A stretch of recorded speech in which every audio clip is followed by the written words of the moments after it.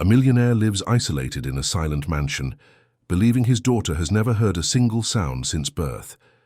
After the death of his wife, he accepts the diagnosis of absolute deafness and builds the girl's entire life around this imposed silence. Everything begins to crumble when a new nanny notices subtle reactions that contradict years of medical reports and discovers forgotten records filled with guilt and decisions made out of desperate love. When the truth comes to light, the father is forced to face the cruelest revelation of all. His daughter was never completely deaf, and the silence that separated them hid a mistake that changed their lives.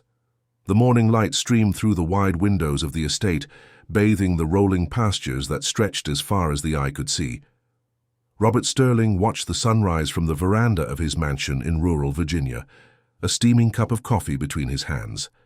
At 42, he had built an empire in agribusiness, but no professional achievement could fill the void he felt every day waking up in that house, which was far too large for only 2 people. Finishing his coffee, Robert entered the residence and walked down the wide hallway to his daughter's room. He knocked lightly on the door, though he knew she wouldn't hear it. It was an automatic gesture, a courtesy he maintained out of habit.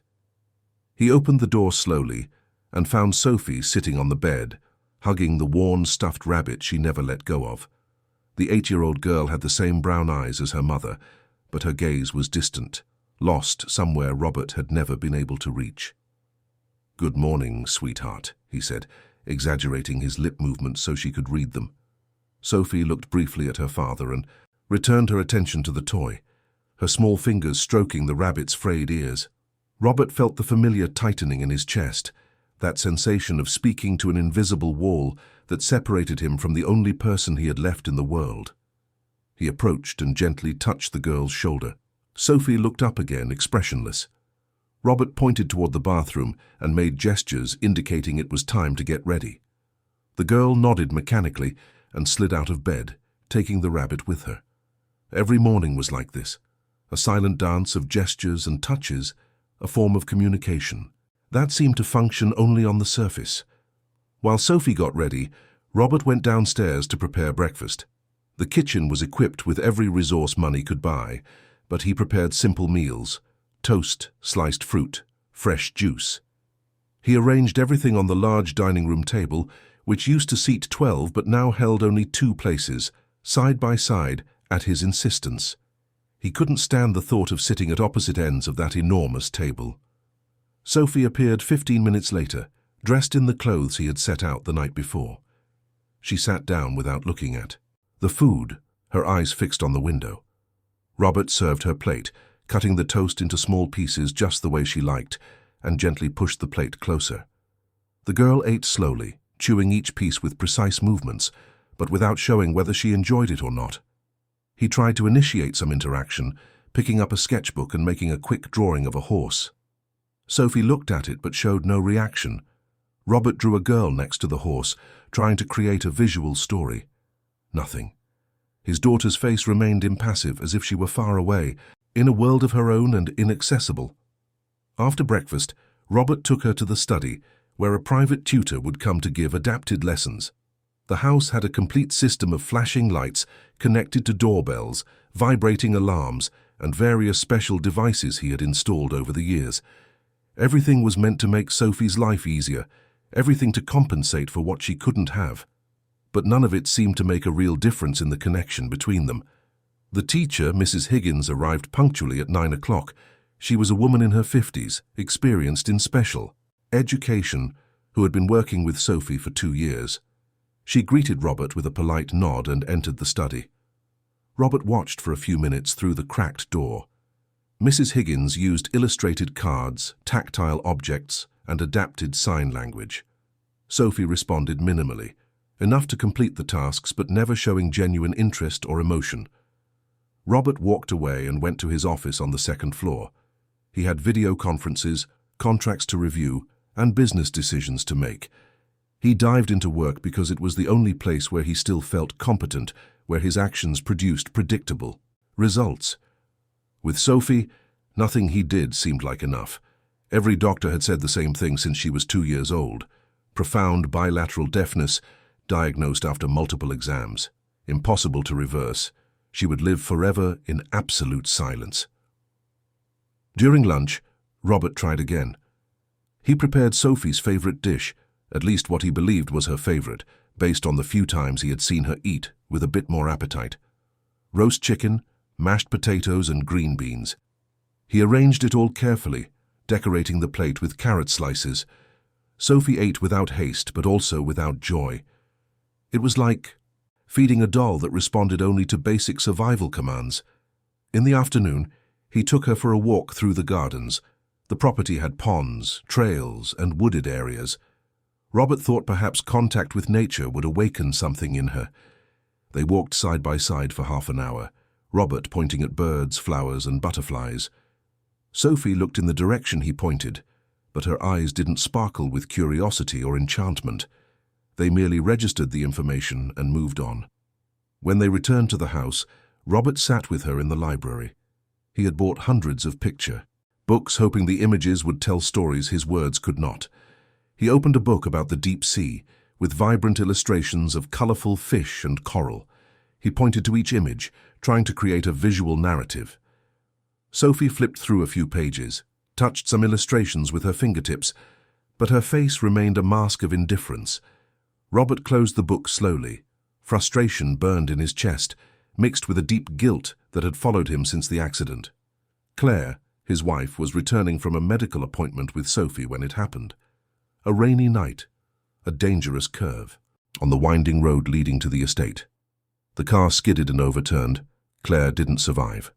Sophie was physically unharmed, but after that day, she seemed to close herself even further into her silent world.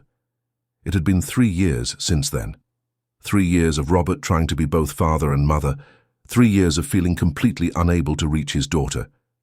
He had hired the best nannies, the most experienced professionals in special care, but none stayed long. Some grew frustrated with Sophie's lack of response, others simply couldn't handle the heavy atmosphere of that house. The last, one had resigned 2 weeks ago citing personal reasons, but Robert saw the truth in her eyes. It was too hard, too draining to live in that oppressive silence. At dinner, Robert prepared a light soup and sandwiches. Sophie ate without complaint, but also without thanks or a smile. Afterward, he took her for her bath, helped her into her pajamas, and accompanied her to her room. He fixed the pillows, tucked in the blanket, and handed her the stuffed rabbit, which she immediately hugged against her chest. "Good night, Sophie," he said, knowing she wouldn't hear but unable to stop himself from saying it. He kissed his daughter's forehead and turned off the light, leaving only the nightlight on. Sophie curled up in bed, hugging the rabbit, her eyes open and staring at the ceiling. Robert stood in the doorway for a long moment, watching that small, lonely child, feeling the crushing weight of his own helplessness. He closed the door softly and went down to his own room. He passed the photo gallery in the hallway, portraits of happier times. A smiling Claire holding Sophie as a baby, the 3 of them together at a picnic in the gardens, Sophie at 2 years old running through the flowers. All the photos were from before the diagnosis, before their lives transformed into this mechanical, colorless routine. Robert entered his room and sat on the bed. The house was silent, but it wasn't a peaceful silence. It was a heavy, suffocating silence, full of words never spoken and connections never made. He looked at the photo of Claire on the bedside table. If she were here, things would be different. Claire had infinite patience, a capacity for unconditional love that he couldn't seem to replicate. She would know what to do, how to reach Sophie, but Claire was gone and Robert was alone trying to navigate waters he didn't understand. Tomorrow the new nanny would arrive. She was the 11th person to hold the position in 3 years. He didn't have high hopes, but he couldn't give up either. Sophie needed constant care and he couldn't be there 24 hours a day, much as he wanted to be. He lay on the bed still dressed, staring at the dark ceiling. He thought of Sophie curled up in her room, hugging her rabbit, living in a world he couldn't access.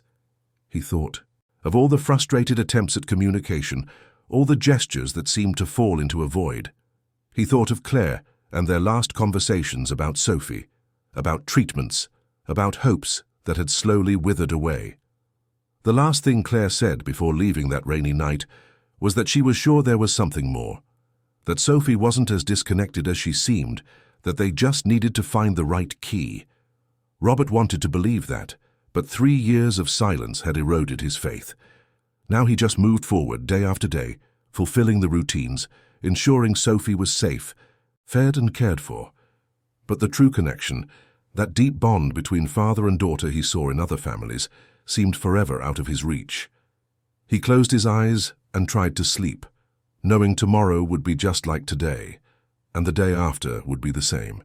The estate would remain productive, the business would remain profitable, and he would continue to be the most successful man in the county and the most failed father he knew. That was his reality, and he had learned to accept it, even if the acceptance hurt like a wound that never completely healed. In the closet next to the bed, he kept the last clothes Claire had worn, her perfume fading but still present. Sometimes, on the loneliest nights, he opened the closet just to catch that scent, to remember that once he had been loved, that once his house had been filled with laughter and conversation, and plans for the future. But those memories, though precious, were also painful, because they highlighted everything he had lost, everything Sophie would never properly know or remember about the mother who had loved her so much. Claire would have known what to do. Claire always knew. But Claire was gone and Robert was alone, trying to decipher an impossible puzzle without instructions or hope of completing it. Outside, the crickets chirped and the wind whispered through the trees. But inside the mansion, silence reigned absolute, enveloping father and daughter in their separate rooms, so close physically and yet so distant in everything else that truly mattered. Robert turned over in bed, pulling the blanket over his shoulders. He thought of the documents he had reviewed earlier, medical reports he already knew by heart but reread periodically, as if some detail might have escaped him, as if there were an answer hidden between the technical lines and cold diagnoses. They all said the same thing with different words. His daughter was condemned to perpetual silence, and there was nothing that could change that. He had accepted this long ago, or at least that was what he told himself on lonely nights like this. The truck kicked up a cloud of dust on the dirt road leading to the estate. Sarah Thompson held the steering wheel tight, her eyes fixed on the path ahead, trying not to think too much about what she was leaving behind. At 31, she carried a pain that seemed to weigh more than her body could bear. It had been only 3 months since she had held her baby for the first and last time. 3 months since a difficult labor had ended in a goodbye that should never have happened. The employment agency had been cautious when offering the position. A girl with special needs, an isolated house in the countryside, a widowed father who had already gone through many professionals. Sarah had heard the warnings, but none of it scared her. In fact, the idea of isolating herself on a distant ranch, far from the city streets where every stroller she saw was a stab to the chest, seemed like exactly what she needed. When the mansion appeared on the horizon, Sarah slowed down. It was an imposing construction, but somehow melancholy, as if the structure itself reflected the sadness of its inhabitants. She parked in front and sat for a moment, taking a deep breath. She needed to compose herself, to look professional, to hide the storm that still raged inside her. Robert appeared on the veranda before she even got out of the car. He was tall, broad-shouldered, with streaks of grey at his temples that gave him an appearance older than he probably was. But it was his eyes that caught Sarah's attention, tired eyes, belonging to someone who had forgotten how to smile genuinely. "Welcome," he said, descending the steps to greet her. "You must be Sarah. The agency passed along your references. They are excellent." "Thank you, Mr. Sterling," Sarah replied, shaking the hand he extended. Her own references came from years working at a municipal daycare, a job she loved, but that had become impossible after everything. Seeing other mothers pick up their children every day was a torture she could no longer endure. "Please call me Rob," he said, taking her suitcase. "Let me show you the house and introduce you to Sophie." Sarah followed him inside. The house was even more impressive from the interior, with dark wood furniture, artwork on the walls, and decor that merged rural elegance with modern touches. But there was something oppressive in the air, a feeling that this house was more of a mausoleum than a home. Rob took her through several rooms, explaining the functioning of the special systems installed for Sophie. The lights that flashed when someone rang the bell, the vibrating alarms, the visual communication devices. Everything was state-of-the-art, everything extremely expensive, and everything apparently useless for creating a real connection. "Sophie is in the playroom," Rob said as they climbed the stairs. "She spends a lot of time there, though she doesn't really play much, to be honest. She just sits there, hugging her stuffed rabbit. It's the only object she shows any attachment to." Sarah felt a pang in her chest. She knew that kind of attachment well. She herself slept every night clutching the only blanket she had bought for her baby, the only tangible thing she had left from that brief moment of motherhood. They stopped in front of a cracked door. Rob knocked lightly, more out of habit than necessity, and pushed the door open. The room was spacious, filled with toys that were far too organized, as if they were rarely touched, and in the middle of it all, sitting in an armchair far too large for her, was Sophie. The girl had long brown hair, tied in a loose ponytail, and wore a light blue dress with white flats. Her eyes were fixed on the window, watching something only she seemed to see. The beige stuffed rabbit with floppy ears and one eye half loose was firmly hugged against her chest. "Sophie!" Rob called, moving into his daughter's field of vision. The girl turned her head slowly, looked at her father without expression, and then her eyes slid to Sarah. There was no curiosity in that gaze, only a hollow recognition that a new person was there. "This is Sarah," Rob continued, making wide gestures with his hands. "She's going to take care of you from now on." Sarah felt the weight of those words. Just another in a long list of faces that had passed through Sophie's life, another who would likely disappear in a few months. But Sarah didn't approach immediately like the other nannies probably did. Instead, she just waved from where she stood, a soft and non-invasive movement. She had learned over the years working with children that sometimes the best way to establish a connection was through patience and respecting personal space. Forcing interaction rarely worked, especially with children who had gone through trauma or challenges. Sophie watched her for another second before turning her attention back to the window, clearly uninterested. There was no hostility there, just an indifference that suggested Sarah was simply another in a long line of people who would eventually vanish from her life. "It takes her a while to get used to new people," Rob said, frustration evident in his voice. "Actually, it takes her time to get used to anything." He ran a hand through his hair, a gesture of deep exhaustion. "Come, I'll show you your room." Sarah's room was on the same floor as Sophie's, but on the other side of the hallway. It was comfortable and well furnished, with a queen-sized bed, a spacious wardrobe, and a window that overlooked the fields. Rob explained the daily routine, meal times, the medications Sophie took, and the activities scheduled with the private tutor. "She takes these pills every morning and night," Rob said, pointing to a medication organizer on the dresser. "They're mostly supplements and vitamins prescribed by the neurologist. It's important not to miss a dose." Sarah looked at the bottles. There were many, more than she would expect for a child that age. But she didn't ask questions. It wasn't her first day on the job, and she had learned over the years that every family had its peculiarities. "If you have any questions, you can find me," Rob said, walking toward the door. "My office is on the second floor. I usually work there during the day, but I'm always available if you need anything." He hesitated for a moment before adding, "I know we've had many people in this position. If at any point you feel it's not working out, please be honest. There's no need to prolong something that isn't right." There was a resignation in his voice that broke Sarah's heart. "I understand," she said softly. "But I intend to stay and do the best job possible." Rob nodded, but she saw the doubt in his eyes. He had heard similar promises before.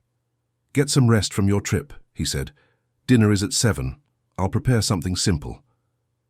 After he left, Sarah unpacked her few belongings.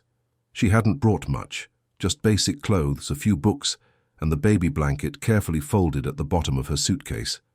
She took it out and held it against her face for a moment, allowing herself to feel the pain she tried to suppress during the day. Then she tucked it into the bedside table drawer where she could reach it at night. She sat on the bed and looked out the window. The sun was beginning to set, painting the sky orange and pink. It was beautiful, tranquil, so different from the emotional chaos she had left behind. Perhaps here in this silent place she could find some peace, or at least learn to live with the void that loss had left. She thought of Sophie, that little girl clutching the rabbit, as isolated in her silent world as Sarah felt isolated in her grief. Perhaps that was what had drawn her to this job. The idea that she and Sophie shared, each in their own way, a form of loneliness that the rest of the world couldn't completely understand. At 7 o'clock, Sarah went down for dinner. The table was set with a simplicity that contrasted with the grandeur of the dining room. Rob was already there, as was Sophie, sitting in the same mechanical position as always, the rabbit beside her plate. The meal was silent, punctuated only by the sound of silverware against china. Rob tried to ask a few polite questions about Sarah's trip and her previous experience, but her answers were brief. She wasn't ready to share her story yet, and he seemed to respect that. Sophie ate without interest, her movements automatic, as if she were fulfilling an obligation. Sarah watched discreetly. The girl chewed slowly, swallowed, and took another piece. There was no pleasure there, only function. It was like watching a small robot programmed to execute basic survival tasks. After dinner, Rob took Sophie for her bath while Sarah cleared the table. The kitchen was huge and well equipped, but there was a thin layer of dust on some of the more elaborate appliances, as if they were rarely used. She washed the dishes slowly, letting the warm water run over her hands, appreciating the simplicity of the mundane task. When she finished, she went upstairs to see if they needed help. Rob was coming out of Sophie's room, looking even more tired than before. "She's ready for bed," he said. "I usually wake up a few times during the night to check if everything is okay. There's a video monitor in my room, but sometimes I come in person." Sarah nodded. "I understand. If you need help during the night, just call me." "Thank you," he said, "but it probably won't be necessary. She sleeps soundly." He walked away toward his own room, his shoulders hunched under the invisible weight of his loneliness and responsibility. Sarah waited a few minutes before approaching Sophie's door. She pushed it slightly, just enough to peek in. The girl was lying down, the rabbit hugged tight, her eyes open and staring at the ceiling in the dark. She looked so small in that big bed, so fragile, so lost. A strange feeling took hold of Sarah. It wasn't exactly pity, but something deeper. It was recognition. She saw in that child a reflection of her own pain, of her own inability to connect with the world after everything she had lost. Sophie had no choice about her silence, but Sarah had chosen hers, building walls around her heart so she wouldn't feel anything anymore. Perhaps, she thought as she closed the door gently, that was why she was here. Not just to take care of Sophie, but to learn from her. To understand that sometimes the only way to survive pain is to take refuge in silence, and that there was nothing wrong with that. It was just a different way of existing, of breathing, of continuing to live when everything inside you wanted to give up. Sarah went back to her room and lay down, still dressed. She stared at the ceiling, listening to the night sounds of the ranch. She knew sleeping would be difficult, as it had been every night since she had left the hospital with empty arms. But at least here, in this place where silence was accepted and even expected, she wouldn't have to pretend to be okay. She wouldn't have to smile when she didn't feel like it. She wouldn't have to explain her pain to anyone. Here she could simply be, and maybe, just maybe, that would be enough for now. Sarah's first few days on the ranch passed in a carefully established routine. She woke up at 6, prepared breakfast, while Rob was already in the office dealing with emails and international calls. At 7, she went up to wake Sophie, helped her dress, and then the two went down for breakfast. The girl ate mechanically, without complaining, but also without showing preference for any food. It was like feeding a doll that responded only to the most basic commands. Sarah didn't force interaction. Unlike the other nannies Rob had briefly mentioned, she didn't try to make Sophie smile or insist on games and play. She simply existed alongside the girl, respecting her space, moving with calm and deliberation. There was something therapeutic in that silent routine, something that calmed the constant storm inside Sarah. On the third day, while preparing breakfast, Sarah dropped a spoon on the ceramic floor. The sound echoed through the kitchen, a sharp, sudden metallic clang. She bent down to pick it up, and when she stood back up, she noticed something strange. Sophie, who was sitting at the table looking out the window, had turned her head slightly in the direction of the sound. It was a subtle movement, almost imperceptible, but it was there. Sarah stood still for a moment, spoon in hand, watching. Sophie went back to looking out the window as if nothing had happened. Had it just been her imagination? A coincidence? She shook her head, deciding not to overthink it. After all, Rob had been clear. All the doctors had been clear. Sophie was completely deaf. But over the following days, Sarah began to notice more things. Small details that perhaps no one else had paid attention to. When Rob came down the stairs with his heavy boot steps, Sophie would sometimes tilt her head slightly. When the wind rattled the bedroom window more forcefully, her eyes moved quickly toward the sound. They were minimal reactions, but they were reactions. Sarah said nothing to Rob. She wasn't sure of what she was seeing, and she didn't want to create false hopes or seem like an inexperienced professional seeing things where there were none. She had seen it happen before at the daycare. Desperate parents looking for signs of progress who interpreted random behaviors as significant breakthroughs. She didn't want to be that person, but she also couldn't completely ignore what she was observing. Sophie's reactions were subtle, but too consistent to be pure coincidence. There was a pattern, and patterns meant something. Instead, she began to watch more closely, taking mental notes of every small response. Every moment, Sophie seemed to react to something that should have been completely inaccessible to her. One afternoon, while Sophie was in the playroom and Sarah was tidying the girls' room, she decided to perform a discreet test. She stood behind Sophie, out of her field of vision, and clapped her hands once, loudly. Sophie didn't turn. She showed no obvious reaction. Sarah felt a pang of disappointment. Perhaps she really was imagining things. But then she noticed. Sophie's shoulders had tensed for a fraction of a second, so briefly that someone not watching intently would have missed it. It wasn't a head turn, it wasn't a startle, but it was something. An unconscious bodily response to a sound stimulus. Sarah sat on the floor, her heart beating faster. What if there was something everyone had missed? What if Sophie wasn't completely deaf, but only partially? Or what if there was some specific frequency she could pick up? She knew she was entering dangerous territory, questioning medical diagnoses based only on casual observations. But the intuition that had made her a good professional over the years was screaming that there was something more there. That night, after Sophie was asleep and Rob had retired to his office for a few more hours of work, Sarah went down to the library. Rob had mentioned that he kept all of Sophie's medical records organized there. She knew she was likely overstepping her boundaries as an employee, but something drove her to seek answers. The folders were meticulously organized in a filing cabinet. Audiological exams, MRIs, consultations with specialists. Sarah flipped through the documents, trying to understand the complex medical language. The first exams, done when Sophie was 2, indicated profound bilateral deafness, but there was something in the older records, performed when she was only a few months old, that caught her eye. Recurrent ear infections, treatment with broad-spectrum antibiotics, repeated hospitalizations during her first year of life.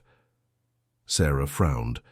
She knew of cases where certain antibiotics, especially aminoglycosides, could cause hearing damage if used in high doses or for prolonged periods. But the doctors surely would have considered that, right? She kept reading and found handwritten notes that seemed to be from Claire, Rob's late wife. The words were desperate, recording every symptom, every fever, every moment Sophie cried in pain. Claire wrote about her anguish at seeing her daughter suffer, about her fear that the infections could lead to serious complications. There were mentions of arguments with doctors, of insisting on continuing treatments even when some suggested pauses. Sarah felt a tightening in her chest. She recognized that maternal desperation, that will, to do anything to protect her child from pain. She would have done the same if she'd had the chance, but what if in that justifiable desperation something had gone wrong? What if the treatment meant to save Sophie's hearing had, ironically, caused damage? She closed the folders carefully and put them back.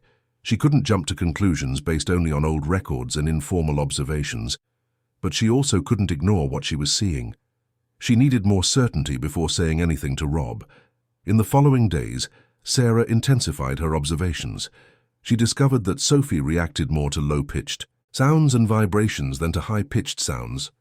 When she dropped something heavy on the floor like a thick book, Sophie showed more of a response than when she dropped something light. Heavy footsteps caused more reaction than light ones. Doors closed with force caught her attention, while doors closed softly did not.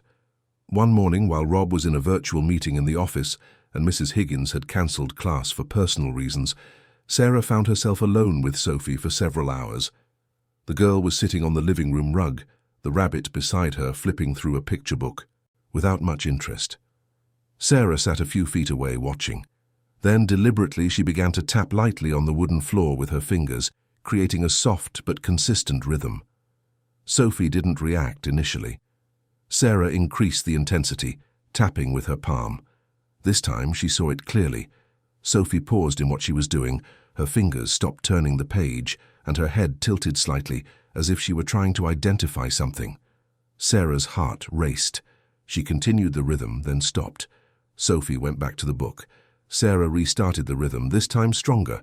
Sophie paused again, and, this time, she turned her head slightly in Sarah's direction, though she didn't look directly at her. It was indisputable now. Sophie was responding to sound stimuli, even if in a limited way. It wasn't complete deafness. Maybe it was severe hearing loss. Maybe it was something more specific related to frequencies or types of sounds. But it wasn't the absolute silence everyone assumed. Sarah knew she needed more evidence before confronting Rob. He had already gone through so many frustrated hopes, already tried so many things without success. She couldn't just go to him with vague observations and create expectations that could be crushed again. That afternoon, while Sophie took her scheduled nap, Sarah discreetly searched the girl's room. She looked for anything that could help, any clue about what had happened in the first years of Sophie's life. In a box at the back of the closet, she found photo albums and more notes from Claire. The photos showed a smiling baby Sophie, interacting normally. There were videos too, kept on an old tablet. Sarah watched a few, turning the volume down so as not to wake the girl. Sophie at 8 months babbling, turning her head when her mother called her. Sophie at a year and some months clapping along to music. And then gradually the videos showed a change. A more withdrawn Sophie, less responsive, as if she were closing in on herself. The dates coincided with the period of the infections and the intensive treatment. Sarah felt a lump in her throat. There was a story there, a sequence of events that had led to this situation, and somehow she felt she had the responsibility to uncover the truth. But there was something else that bothered her. Why had Sophie closed herself off so much, emotionally? Even with severe hearing loss, many deaf children were expressive, communicative, and engaged with the world around them. What had happened to Sophie that had made her withdraw that way? Sarah thought about the accident that took Claire's life. Sophie was 5 at the time, already diagnosed as deaf for 3 years. The trauma of losing her mother had certainly contributed to her emotional closure. But there was something more. Sarah felt it. That night during dinner, Sarah watched the dynamic between father and daughter with new eyes. Rob spoke to Sophie using exaggerated gestures, moving his lips in a pronounced way, but always with an expression of resignation. It was as if he were just following a protocol, without truly believing he would reach his daughter. And Sophie, in turn, seemed to have given up on trying to communicate back. It was a cycle of disconnection that fed on itself. Sarah wanted to say something, but she hesitated. How would she start that conversation? How would she suggest that all the doctors could be wrong, or that the diagnosis was incomplete? She was just a nanny. She had no medical credentials, no authority to question specialists. But she looked at Sophie, that little girl lost in her silent world, and thought of her own baby, of all the things she would never have the chance to discover about him. If there was a possibility, even a minimal one, that Sophie wasn't living in the absolute silence everyone believed, she had an obligation to investigate. Not for Rob, not for the ranch or the job, but for Sophie. Every child deserved to be truly seen, truly heard, truly understood. After dinner, while helping Sophie get ready for bed, Sarah made a decision. She needed to do more tests, more careful observations. She needed to document everything she saw, build a solid case before talking to Rob, because if she was right, if Sophie really had some residual hearing that had been neglected, it would change everything. Not just for the girl, but for that whole broken family that was just surviving instead of truly living. Sarah tucked the stuffed rabbit in beside Sophie and watched the girl close her eyes. There was a long journey ahead, full of uncertainties and risks, but for the first time since she had lost her baby, Sarah felt she had a purpose again. She couldn't bring her son back, but maybe she could help bring Sophie back to the world, and maybe in the process she would find a way back for herself too. Sarah woke up in the middle of the night with a plan. She couldn't keep making casual observations. She needed to be more methodical. She grabbed a notebook and began to make detailed notes of everything she had observed. Low-pitched sounds provoke a more consistent response. Vibrations on the floor catch attention. High-pitched sounds seem to generate no reaction. Responds better to low and rhythmic stimuli. No response. To normal voices, but possible reaction to very deep or loud voices. She wrote for over an hour, recording every detail, every moment, every nuance she had captured over the last few days. When she finished, she had several pages of observations that began to form a clear pattern. Sophie wasn't in complete silence. She was somewhere between sound and silence, in a zone no one had properly investigated. In the morning, Sarah went down to prepare breakfast with renewed determination. Rob was already in the kitchen making his own coffee, looking more tired than usual. Had meetings all night, with suppliers overseas, he explained, rubbing his face. Sorry if I look like a zombie. I imagine it must be exhausting managing everything alone, Sarah said, starting to set out the breakfast ingredients. Is there anyone who helps you with the administrative side? I have a manager on the ranch and an accountant who comes weekly, Rob replied, taking a sip of coffee. But the bigger decisions, those I can't delegate.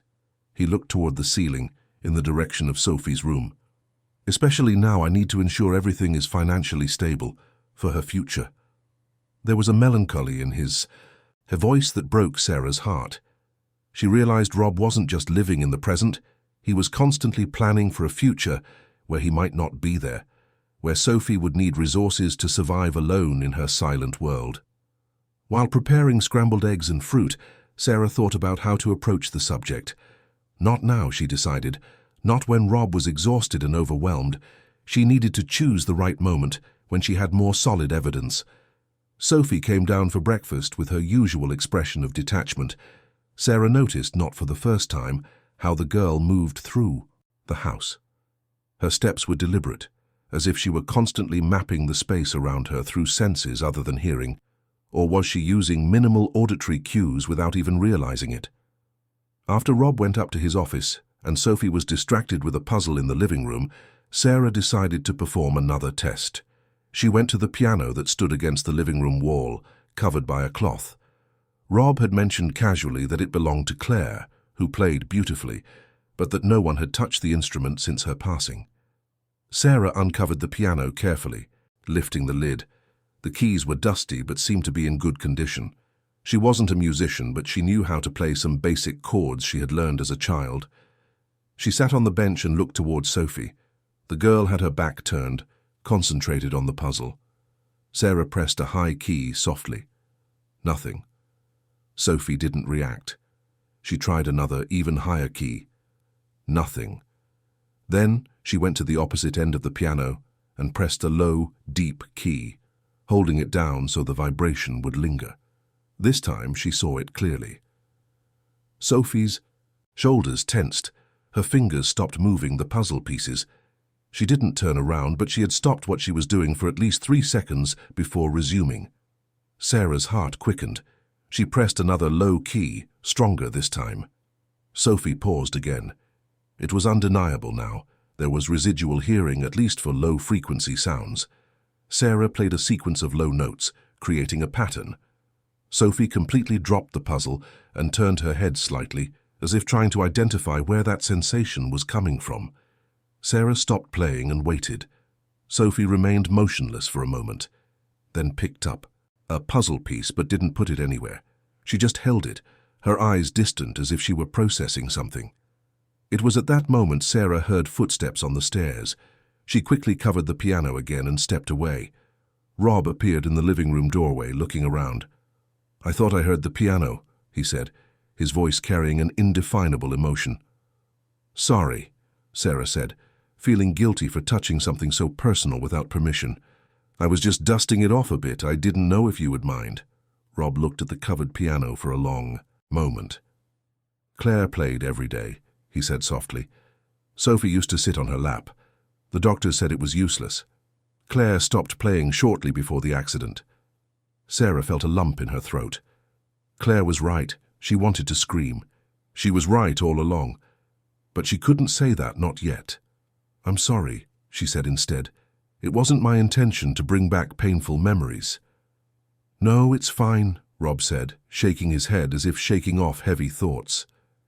"In fact, maybe it's time to take the cover off." Claire would have liked the piano to be fused again. He looked at Sophie, who had returned her attention to the puzzle. Even if she can't appreciate it, it makes no sense to keep it covered forever. Sarah nodded, not trusting her voice to respond. Rob went back to the office, and she stood there, looking at the covered piano, at Sophie apparently uninterested in her puzzle, and felt the weight of the responsibility she was taking on. She knew something Rob didn't know, something that could change everything or destroy his last hopes once and for all. In the afternoon, Mrs. Higgins arrived for the lesson. Sarah took the opportunity to continue her investigation. She went up to Sophie's room and began to search more carefully for clues. In a drawer she hadn't opened before, she found a pair of children's headphones, the kind with a volume limiter to protect kids' ears. They were tucked away as if someone had given up on them a long time ago. Sarah examined the headphones. They were in good condition, just dusty. She connected them to her phone and tested them. They worked perfectly. An idea began to form in her mind. What if she tested Sophie's hearing directly using the headphones? But that would be crossing a clear line, doing something that definitely should be handled by medical professionals, not a nanny. But another part of her argued that it would take Rob weeks or even months to schedule specialist appointments, get new exams, and go through all the medical bureaucracy. And every day that passed was another day Sophie lived in that unnecessary isolation. If Sarah could at least confirm her suspicions more concretely, she could then take solid evidence to Rob and speed up the whole process. She tucked the headphones into her pocket and went downstairs. The lesson had ended, and Mrs. Higgins was saying goodbye. "How was she today?" Sarah asked politely. Mrs. Higgins sighed. "As usual. She completes the activities, but there's no real interest. It's like teaching a wall, no offense." The woman adjusted her bag on her shoulder. "Sophie is different from other deaf children I've met. It's like she's locked inside herself." Sarah nodded, thinking that Mrs. Higgins had touched on something important. Sophie didn't behave like a typical deaf child. Her isolation went beyond the lack of hearing. It was as if she had given up on trying to connect with the world, as if she had learned that her efforts would always be useless. After the teacher left, Sarah found Sophie in the playroom in her usual spot, hugging the rabbit. She sat on the floor near her, but not too close, maintaining a respectful distance. She stayed there for several minutes in silence, simply existing in the same space as the girl. Then, slowly, she took the headphones out of her pocket. Sophie looked at the object with an indefinable expression. Was it recognition, nostalgia, fear? Sarah couldn't decipher it. She held the headphones and pointed to them, then pointed to her own ears, making a universal gesture for music. Sophie watched but made no move to take the headphones. Sarah put the headphones on her own ears, closed her eyes, and pretended to be enjoying music, making an exaggerated expression of pleasure. When she opened her eyes, Sophie was watching her with what seemed to be curiosity, the first genuine emotion Sarah had seen in her. Sarah took off the headphones and offered them to Sophie. The girl looked at them for a long moment, then surprisingly reached out her hand. Sarah felt her heart race. With great care, she helped Sophie put the headphones on, adjusting the size so they were comfortable. Then, with trembling hands, Sarah connected the headphones to her phone and selected a soft, instrumental song with plenty of bass and percussion. She pressed play and watched Sophie's face with almost painful attention. For a few seconds, nothing happened. Sophie remained motionless, her face expressionless. Sarah began to think she had been completely mistaken, that her observations were just coincidences, and her own desires projected onto random situations. She was about to turn off the music when she saw it. Sophie's eyes widened. Not much, just a little, but it was a clear and unequivocal reaction. She tilted her head slightly, her lips parting in a small gasp of surprise. Her fingers, which held the rabbit, loosened a bit. And then, for the first time since Sarah had met her, an expression crossed Sophie's face. It wasn't exactly joy, but it was something. Wonder, perhaps. Recognition. Sarah felt tears burning in her eyes. She turned the volume up a bit more, still keeping it at safe levels. The change in Sophie was even more noticeable. She closed her eyes, and a single tear rolled down her cheek. It wasn't a tear of sadness, Sarah realized. It was something deeper, more complex. It was the tear of someone who had forgotten that sounds existed and was suddenly being reminded. The music played for 3 full minutes. Sarah didn't dare move, breathe loudly, or do anything that would break that moment. When the song ended, Sophie opened her eyes slowly and looked at Sarah. She really looked at her, not just registering her presence, but seeing her. And in that look, Sarah saw a silent plea. More. With trembling fingers, Sarah put on another song. This time, she chose something with more melody but still with plenty of bass. Sophie closed her eyes again, and Sarah saw her lips move very slightly, as if she were trying to follow along, trying to connect with that sensation she had thought was lost forever. That was how Rob found them 10 minutes later. He stopped in the playroom doorway, confused by the scene. Sophie with headphones, eyes closed, an expression on her face he hadn't seen in years, and Sarah sitting beside her, tears running freely down her face, watching the girl as if witnessing a miracle. "What is going on here?" Rob asked, his voice a mix of confusion and something that sounded dangerously close to hope. Sarah looked at him, and in that moment she knew there was no going back. She had to tell the truth. She had to share what she had discovered, even if it meant risks, even if it could go wrong.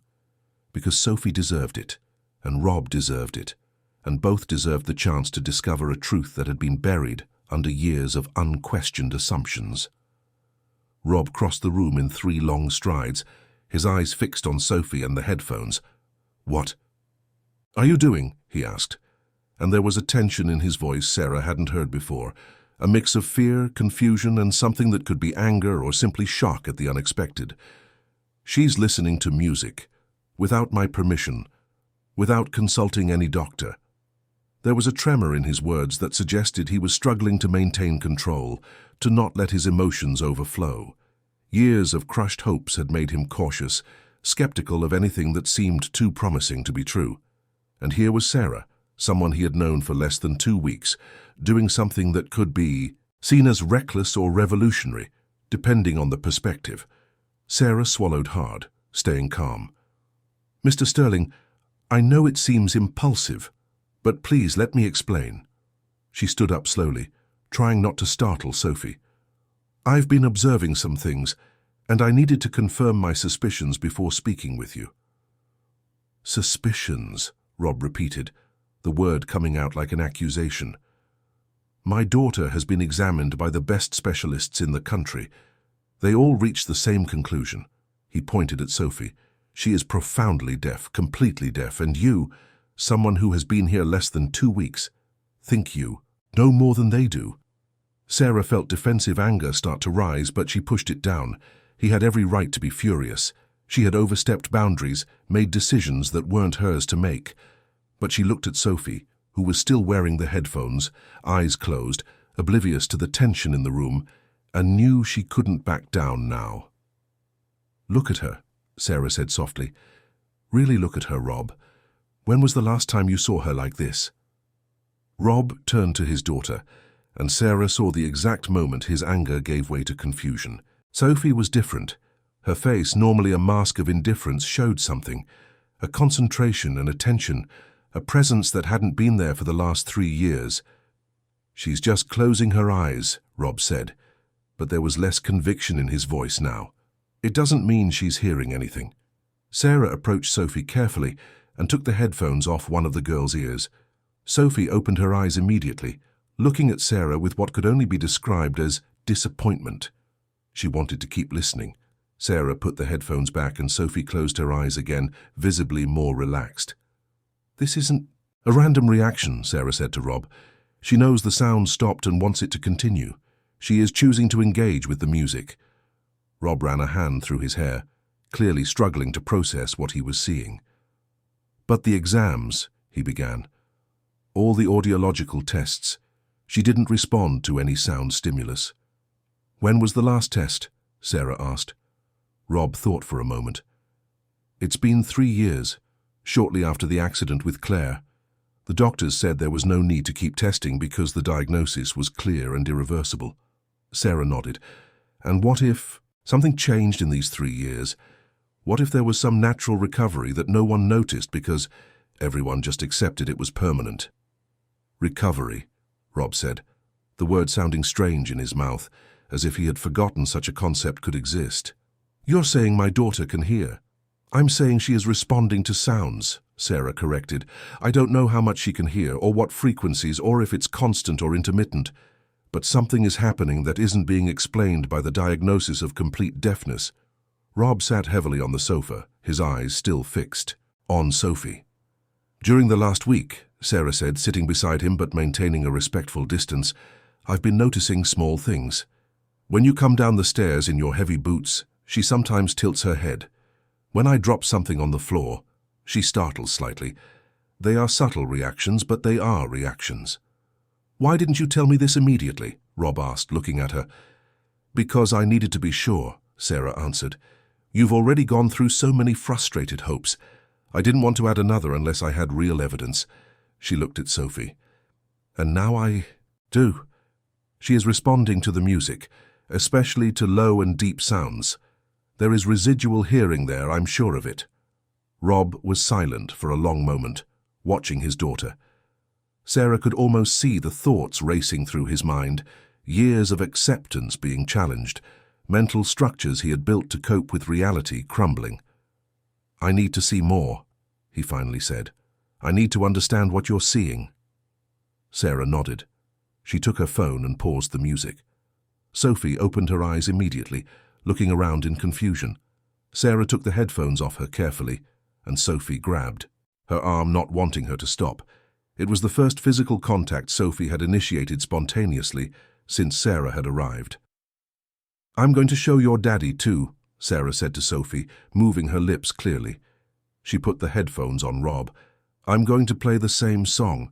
Pay attention to how you feel, not just what you hear. The vibrations, the low frequencies." Rob put the headphones on with hands that trembled slightly. Sarah hit play. She saw Rob close his eyes, concentrating. She turned the volume up a bit. "Now imagine," Sarah said softly, "that you've gone years without this, that this sound was something you thought was lost forever, and suddenly it's back." Rob took off the headphones slowly, his eyes glistening with unshed tears. "There's a lot of vibration," he said. "I can feel it in my ears, not just hear it. It's a physical sensation." "Exactly," Sarah said. "And for someone with severe hearing loss, especially in the high frequencies, that vibration in the low frequencies can be the only way to perceive sound. It may be that Sophie never completely lost her hearing. It may be that she has selective damage that primarily affects high-pitched sounds, but low sounds still reach her somehow." Rob looked at Sophie, who was watching the headphones in his hands with obvious interest. "My wife," he began, his voice choked. "Claire used to say Sophie reacted to her piano, especially when she played low notes. The doctors said it was just coincidence that Sophie was responding to vibrations in the floor, not the sound itself." "Maybe it was both," Sarah suggested. "Maybe Claire was right all along." Rob covered his face with his hands. 3 years, he said through his fingers. 3 years thinking she lived in complete silence when maybe it wasn't true. Sarah placed a gentle hand on his shoulder. "Don't blame yourself. You trusted the specialists. You did what any responsible father would do. But Claire knew, Rob said, lowering his hands. She knew there was something more. I told her to accept the diagnosis, to stop looking for miracle cures. I told her she was deluding herself. He looked at Sarah, his eyes red. What if I was wrong? What if she was right and I made her give up? Sarah had no answers for that. It was a pain too specific and personal to be consoled with empty words. Instead, she said, "What matters now is what we do next. Sophie needs new exams, updated tests, specialists who can evaluate exactly what she can or cannot hear." Rob nodded, wiping his eyes. "Tomorrow morning I start making calls." He looked at Sophie. "Can we keep going with the music for now while we wait for the exams?" "Of course," Sarah said, "but we need to be careful with the volume and exposure time. We don't want to cause any additional damage." They spent the next hour experimenting with different types of music, watching Sophie's reactions. Songs with a lot of bass provoked the strongest responses. Instrumental-only music seemed to work better than songs with vocals. And above all, classical piano music did something special. Sophie didn't just react. She seemed almost at peace, as if she were being reconnected with something she had lost a long time ago. "Claire played Chopin," Rob said softly, as he watched his daughter. It was her favorite. He looked at Sarah. "Do you think Sophie remembers? That on some deep level she recognizes it?" "I think musical memories are powerful," Sarah said, "especially memories formed in early childhood. Even if she doesn't remember consciously, the body remembers. The heart remembers." When night fell, Rob prepared dinner, participating truly in the routine for the first time instead of just executing it. He talked to Sophie throughout the meal, even without being sure if she understood, moving his lips with exaggeration but with an energy he hadn't had before. And Sophie, in turn, though she didn't respond vocally, seemed more present, her eyes occasionally meeting his instead of looking through him. After dinner, while Sarah was helping Sophie get ready for bed, the girl did something unexpected. She picked up the headphones Sarah had left on the dresser and brought them to her, placing them in Sarah's hands with a look that clearly said more. Sarah looked at Rob, who was standing in the doorway. "Can I let her listen a bit more before sleep?" she asked. "Calm music, low volume, just 15 minutes. Rob nodded. "I think she deserves that." He entered the room and knelt beside Sophie's bed. "Sweetheart," he said, knowing she likely couldn't hear, but needing to say it anyway. "I'm so sorry it took me so long to see. I'm sorry I gave up, when your mother still had hope." Sophie couldn't hear the words, but something in her father's expression must have communicated the emotion behind them. She reached out a small hand and touched his face, a gesture that broke Rob's heart. It was the first truly affectionate physical contact she had initiated in 3 years. Sarah put the headphones on Sophie and selected a playlist of soft classical music. Sophie lay down, hugging the rabbit, but this time her face wasn't closed and distant. There was a slight curve at the corners of her mouth, something that could, if one were optimistic enough, be called a smile. Rob and Sarah left the room together, leaving the door cracked. In the hallway, Rob leaned against the wall, clearly emotionally exhausted. "Thank you," he said simply, "for not giving up, for seeing what we all had stopped looking for." Sarah shook her head. "I only did what any observant person would do." "No," Rob said. "You cared enough to question. That's rarer than you think." He looked at the cracked door of Sophie's room. "Tomorrow I change everything. New exams, new evaluations, new possibilities. But tonight, just for tonight, I'm going to let myself feel hopeful again." Sarah felt her own tears threatening to fall. Hope was a dangerous emotion. She knew that all too well. But looking at Rob, seeing the transformation in his face, she couldn't deny it was also a beautiful, powerful, necessary emotion. Perhaps, she thought as she headed to her own room, hope was exactly what everyone in that house needed. Not guarantees, not certainties, but the simple possibility that things could be different than they had always been. And sometimes that possibility was enough to change everything. The next morning brought a different energy to the house. Rob woke up early and was already on the phone before 7. scheduling appointments, searching for specialists, speaking with his accountant about how to expedite private payments to avoid long waits in the system. Sarah heard him from upstairs as she prepared Sophie for the day, and she felt a mix of relief and apprehension. She had started something she could no longer control, and now she had to trust she had done the right thing. Sophie came down for breakfast with the headphones in her hands. She handed them to Sarah with a look that clearly said she hoped to use them again. Sarah looked at Rob, who nodded. 15 minutes, he said. Then you need to eat your breakfast. Sarah put the music on and watched as Sophie ate with more attention than usual, chewing to the rhythm of the instrumental music playing. It was a subtle but significant change. For the first time, she seemed truly present during the meal, not just fulfilling a biological function. Rob finished his calls and joined them at the table. I got an appointment for the day after tomorrow in Washington, D.C., he announced. Dr. Henry Baxter, one of the best audiologists in the country.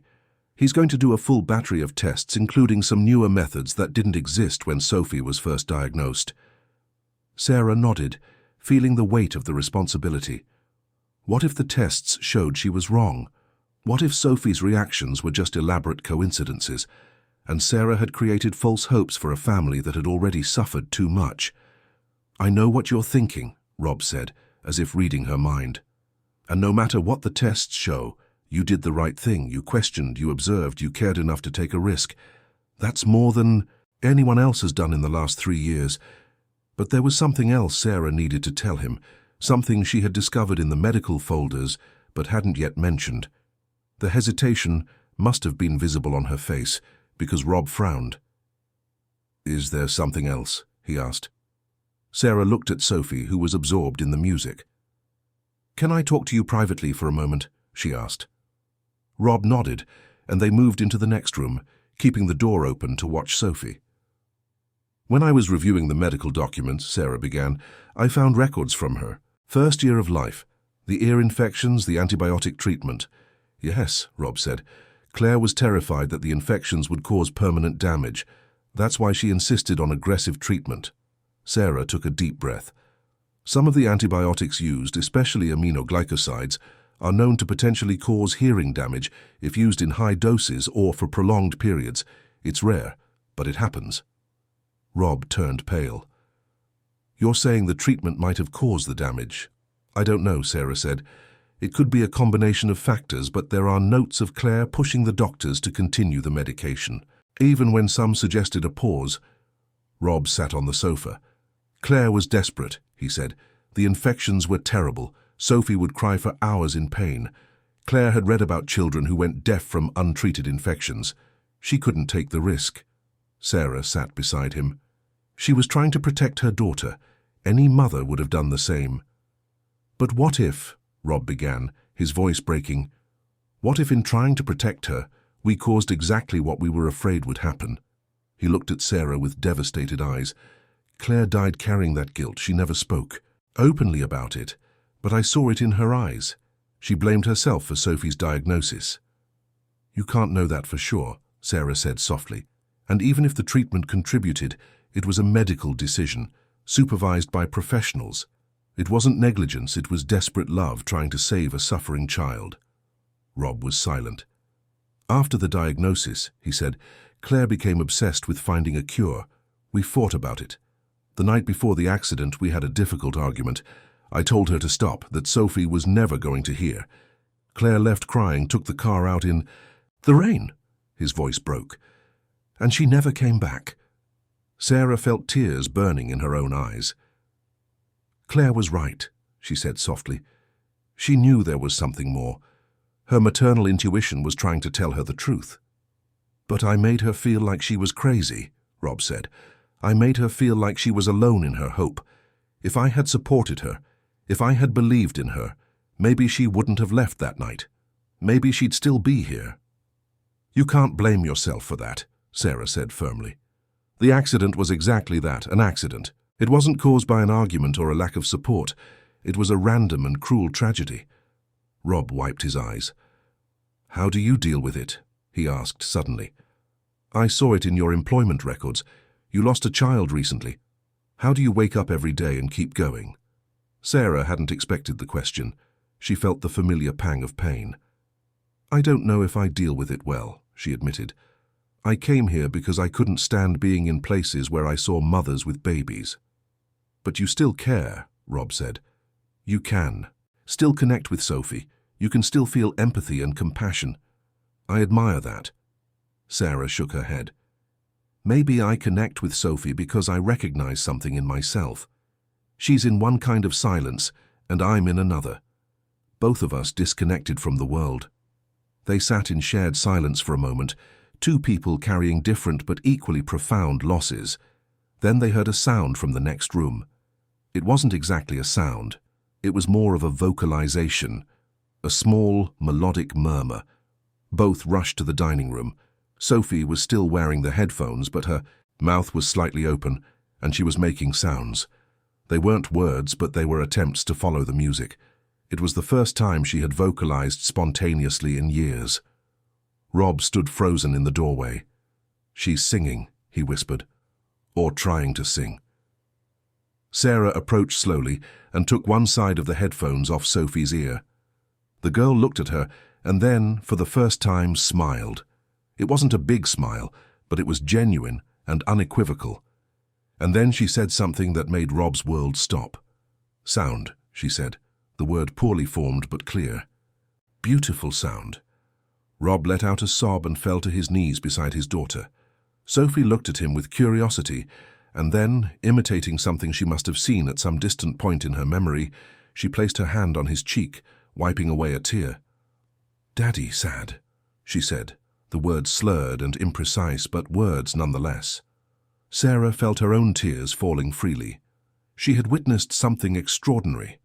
Not just the confirmation that Sophie could hear something, but the first true vocal communication between father and daughter in years. It was a moment she knew she would remember for the rest of her life.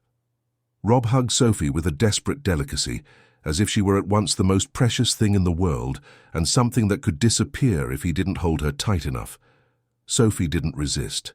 Instead, she rested her head on his shoulder, still holding the rabbit with one hand while the other remained on her father's cheek. "I love you," Rob said, knowing she likely couldn't hear but needing to say it. "I love you so much, and I'm so sorry it took me so long to really see you," Sarah gave them space, backing into the kitchen. She leaned against the counter, sobbing silently. They weren't just tears for the Sterling family and their journey of rediscovery. They were tears for everything she herself had lost, for all the possibilities that would never exist for her and her baby. But they were also tears of something close to gratitude. Because in the midst of her own pain, she had found a purpose. She had helped reunite a family. She had given a voice to a child everyone thought was condemned to silence. When she composed herself, she returned to the dining room. Rob was sitting on the floor with Sophie in his lap, rocking her gently. "Sarah," he said, looking at her with an expression of deep emotion, "I don't know how to thank you. You gave us back something we thought was lost forever." "Sophie gave that to us," Sarah said softly. "I just paid attention." She knelt down to be at eye level with Sophie. "You are very brave," she said to the girl, speaking slowly and clearly. "Very brave to try speaking again." Sophie looked at Sarah for a long moment, then reached out and touched Sarah's face, the same way she had touched Rob's. Sarah felt her heart break and rebuild at the same time. In that simple touch, there was recognition, connection, maybe even gratitude. It was more genuine communication than Sophie had shown in years. The days leading up to the appointment in D.C. were filled with small miracles. Sophie experimented with sounds, trying to imitate simple words through the headphones. Her attempts were imperfect, but they were celebrated attempts. Rob was transformed. The resigned man was vanishing, replaced by an engaged and hopeful father. He spent hours with Sophie, experimenting with music, taking notes for the specialist. Sarah, for her part, felt joy for the progress and renewed sadness for her loss. But she didn't allow herself to sink into that sadness. Sophie needed her. On the night before the trip to D.C., Sarah was packing a small bag with Sophie's things when Rob appeared in the doorway. "Can I talk to you for a moment?" he asked. Sarah nodded, and they went out into the hallway. Rob looked nervous, something unusual for a man usually so controlled. "I know you're here as an employee," he began, "but to me and to Sophie you've become much more than that. You've become part of this family." Sarah felt a warmth in her chest, but also a pang of fear. She didn't want to get too attached, not when everything was still so uncertain. "I care about you both," she said honestly. "Very much." "I want you to come with us tomorrow," Rob said, "to the appointment. You should be there when we finally get real answers. You deserve it." Sarah nodded, too emotional to trust her voice. Rob pulled her into a quick but sincere hug, then stepped back, clearly embarrassed by his own display of affection. "Get some rest," he said. "Tomorrow could be a long day." That night, Sarah lay in bed staring at the ceiling, thinking about everything that had happened in the last 2 weeks. She had come to this ranch looking for isolation, looking for a place to hide her pain. Instead, she had found purpose, connection, and maybe, just maybe, a way back to life. It wasn't the path she had imagined. It didn't include the baby she had lost, but it was a path nonetheless. And for the first time since she had left the hospital with empty arms, Sarah allowed herself to believe that maybe eventually she would be okay. Not today, not tomorrow, but someday. The trip to Washington, D.C. began before dawn. Rob had insisted on leaving early to avoid traffic and arrive with plenty of time for the 10 o'clock appointment. Sarah sat in the back seat next to Sophie, who held the stuffed rabbit with one hand and Sarah's hand with the other. It was the first time the girl had shown a desire for voluntary and continuous physical proximity, and Sarah felt the weight of that small hand as if it were the most precious thing in the world. The road unrolled before them, cutting through orchards and small towns. Sophie looked out the window with more interest than usual, occasionally pointing at things that caught her attention. A horse in a pasture, a colorful truck, a church with high steeples. Rob checked the rearview mirror constantly, watching his daughter, still not fully believing the transformation he had witnessed in the last few days. "Sarah," Rob said after nearly an hour of silence, "if the results aren't what we expect, if the doctors say we're misinterpreting things, you shouldn't blame yourself. You've done more for Sophie in 2 weeks than anyone else has done in years." Sarah nodded, but anxiety tightened her stomach. What if she really had created false hopes? What if Sophie's vocalizations were just coincidences, involuntary reflexes that meant nothing? The responsibility weighed on her like a stone. Sophie pulled on Sarah's sleeve, catching her attention. The girl pointed to the headphones kept in Sarah's bag. She wanted music again. Sarah looked at Rob, who nodded. "Give them to her. It will help her stay calm during the trip." Sarah put the headphones on Sophie and selected a quiet playlist. The girl closed her eyes and leaned back in the seat, her fingers tapping lightly on the stuffed rabbit to the rhythm of the instrumental music. It was such a normal scene, so common for any child, but for Sophie it was extraordinary. Every small gesture connected to sound was living proof that she wasn't completely isolated in silence. They arrived in D.C. shortly after 9. The big city seemed to swallow the truck, tall buildings blocking the sky, the noise of traffic creating an urban cacophony. Sophie opened her eyes, clearly uncomfortable with the change in environment. Sarah held her hand more firmly, offering silent comfort. Dr. Henry Baxter's office was in a modern clinic in the Chevy Chase neighborhood. The reception was welcoming, with walls in soft tones and educational toys in a corner. A smiling receptionist greeted them and asked them to fill out some forms. Rob took the clipboard with hands that shook slightly, the tension visible in every line of his body. While they waited, Sarah observed other families. A mother with a boy wearing bright-colored hearing aids, a couple with a teenager communicating in sign language. There was life, communication, connection. Sophie watched everything, with attentive eyes, especially the teenager using sign language.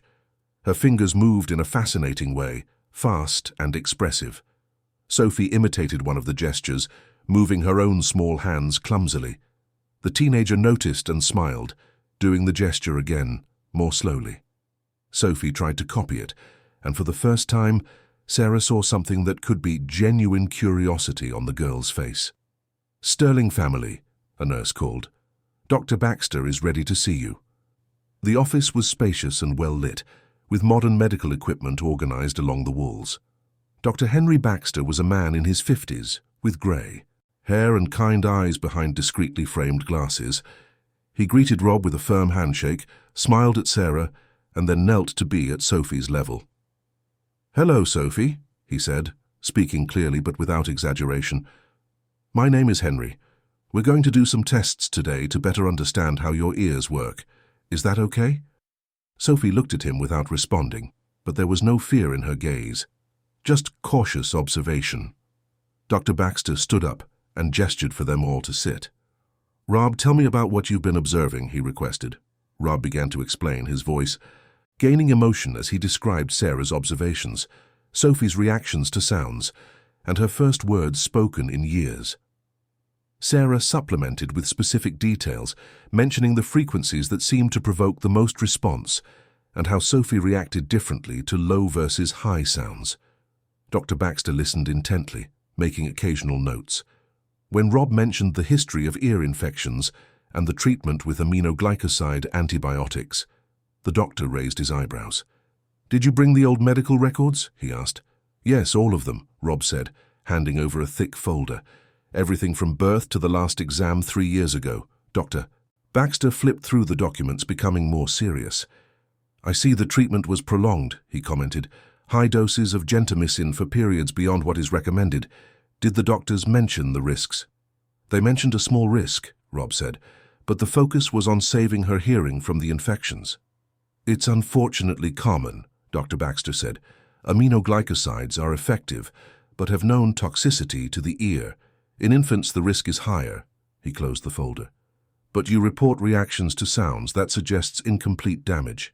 "So it's possible," Sarah said, feeling hope grow in her chest. "It's possible she has residual hearing that was neglected." "It's likely," Dr. Baxter said. "We're going to do tests today: audiometry, tympanometry, autoacoustic emissions, and evoked potential. That will give us a complete map." "How long will it take?" Rob asked. "A few hours," the doctor replied. "Sophie will need to be patient, but I'll do my best to make everything as comfortable as possible for her." The tests began. First, Dr. Baxter did a basic physical exam of Sophie's ears, checking for wax buildup or signs of current infection. Then he took her to an audiometric booth, a small soundproof room with an observation window. Sarah and Rob stayed outside, watching through the glass as the nurse positioned special headphones on Sophie's ears. The behavioral audiometry test came first. The nurse made sounds at different frequencies and volumes, watching Sophie's reactions. At first the girl seemed confused, not understanding what was expected of her. But when the low sounds began, her reactions were unmistakable. She turned her head. Her eyes widened. She clearly perceived something. Rob held Sarah's hand as they watched. "Are you seeing this?" he whispered. "She's responding, really responding." Sarah nodded, tears burning in her eyes. "Yes, she is." The tests continued for nearly 3 hours. Some were passive, with Sophie just lying down while electrodes measured electrical activity in her brain in response to sound stimuli. Others required her active participation. Sophie became restless at times, but the nurse was skilled at keeping her engaged, offering small toys and breaks when necessary. Finally, Dr. Baxter emerged from the testing room with Sophie. The girl looked tired but not distressed. "She was very brave," the doctor said, patting her head. "We're going to analyze all the results now. It will take about 40 minutes. There's a cafeteria on the ground floor if you'd like to get something." Rob shook his head. "We'd prefer to wait here if you don't mind." "Of course," Dr. Baxter said. "I'll be back as soon as I have the results." Those 40 minutes were the longest of Sarah's life. Rob paced back and forth in the waiting room, unable to stay still. Sophie sat in Sarah's lap, exhausted, resting her head on her shoulder. Sarah stroked the girl's hair, whispering soft words of comfort, though she knew Sophie likely couldn't hear them. When Dr. Baxter finally returned, his face was serious but not somber. There was something in his eyes that looked hopeful. "Sit down, please," he said, gesturing to the chairs in his office. "I have important news to share." Rob and Sarah sat side by side, Sophie still in Sarah's lap. Rob held his daughter's hand, his knuckles white from holding so tight. Dr. Baxter opened a folder with graphs and tables, but before getting into technical details, he looked directly at Rob. "Sophie is not completely deaf," he said bluntly. "She never was." Rob let out a sound that was half laugh, half sob. "I knew it," he said. "I knew there was something." "She has severe bilateral hearing loss," Dr. Baxter continued, "especially in the high frequencies. This is consistent with ototoxic damage caused by aminoglycosides." He pointed to one of the graphs. "But here, in the low frequencies, from 250 to 1000 Hertz, she has significant residual hearing. It's not normal hearing, it's far from it, but it's there. She can perceive low sounds, especially if they are amplified." "What does this mean for her?" Sarah asked. "In practical terms, in daily life." "It means that with appropriate therapy, high-power hearing aids suited for these specific frequencies, and intensive speech-language training, Sophie can develop functional communication skills. She will never have normal hearing, but she can learn to use what she has, and more importantly, she can develop speech. It won't be perfect, but it will be possible." Rob covered his face with his hands, his shoulders shaking with silent sobs. Sarah felt her own tears falling freely. Sophie looked between the two adults, clearly confused by the emotion, but not scared. She reached out a small hand and touched Rob's face, repeating the gesture she had made days before. "Daddy's sad," she said, the words still imprecise but understandable. Rob pulled her into a tight hug. "No, sweetheart," he said against her hair. "Daddy is happy. Very, very happy." He looked at Dr. Baxter through the tears. "What do we do now? What's the next step?" "First, we're going to fit hearing aids specifically for her hearing profile," the doctor said. "That will take a few weeks. In the meantime, I strongly recommend Sophie begin intensive speech therapy. She lost critical years of language development, so the sooner we start, the better." He leaned forward. "But I need to be honest with you. It will be a long and challenging road. Progress will be gradual, not instantaneous. There will be frustrations and setbacks." "It doesn't matter," Rob said with a conviction Sarah had never heard in his voice before. "We will do whatever is necessary. Whatever time it takes, whatever money it costs, whatever effort is required. My daughter deserves every possible chance." Dr. Baxter smiled. "That's exactly the attitude she needs." He looked at Sarah. "And you clearly already have a valuable resource. The observation and dedication you showed are exactly the kind of support that makes all the difference in rehabilitation." Sarah felt a warmth in her chest. "I'll do everything." "I can," she promised, looking at Sophie. "Everything she needs." They left the office with a folder full of reports, recommendations, contacts for specialized therapists, and a detailed action plan. The afternoon sun bathed the city as they stepped out onto the street. Rob stopped on the sidewalk, looking at the sky, breathing deeply, as if breathing fresh air for the first time in years. "Claire was right," he said aloud, not caring who might hear. "She was right all along. Our daughter wasn't lost. She just needed to be found." Sophie pulled on his sleeve, pointing to an ice cream shop across the street. Rob laughed, a genuine joyful sound. "Want ice cream, sweetheart? Let's celebrate then. Today is a special day. Today, we change everything." The ice cream shop was colorful and cheerful, full of families enjoying the Sunday afternoon. Rob ordered 3 ice creams, an extravagance of flavors that Sophie chose by pointing to the colors that most caught her eye. They sat at a small table on the sidewalk, the warm afternoon sun creating long shadows on the street. Sophie licked the ice cream with concentration, alternating between watching the people passing by and looking at Rob and Sarah. There was something different about her now, a presence that hadn't existed before. It was as if, knowing she wasn't completely isolated, she was beginning to allow herself to exist more fully in the world. Rob looked at Sarah over Sophie's head. "I don't know how to thank you," he said once more. "You literally changed our lives." Sarah shook her head. "Sophie did that. I just paid attention." She licked her own ice cream, savoring the sweetness. but I'm glad to have been a part of it. The trip back to the ranch was completely different from the way there. Rob hummed old songs while he drove, his voice out of tune but joyful. Sophie, with the headphones on, tried to follow along, making sounds that weren't exactly melody, but were genuine attempts. Sarah laughed, encouraging her, applauding every effort. When they arrived at the ranch, it was already night. The stars shone intensely in the clear country sky, without city light pollution to dim their glow. Rob carried Sophie, who had fallen asleep in the car, inside the house. Sarah followed with the bags, feeling a satisfied exhaustion. It had been a long and emotionally intense day, but also a transformative one. After putting Sophie to bed, Rob and Sarah sat on the veranda with hot coffee. The silence of the ranch, which before had seemed oppressive, was now just tranquil. "We need to start making changes," Rob said, looking at the dark fields in the distance. "The house needs to be less isolated. Sophie will need exposure to more people, more sounds, more life." "Dr. Baxter recommended intensive therapy," Sarah reminded him. 5 times a week initially. That means frequent trips to the city or bringing a therapist here. I'm going to hire someone to come." "Here," Rob decided. "I don't want Sophie to have to make that long trip several times a week. She needs stability, routine, but also constant progress." He looked at Sarah. "And you? Are you willing to stay here? I know this isn't what you expected when you took the job."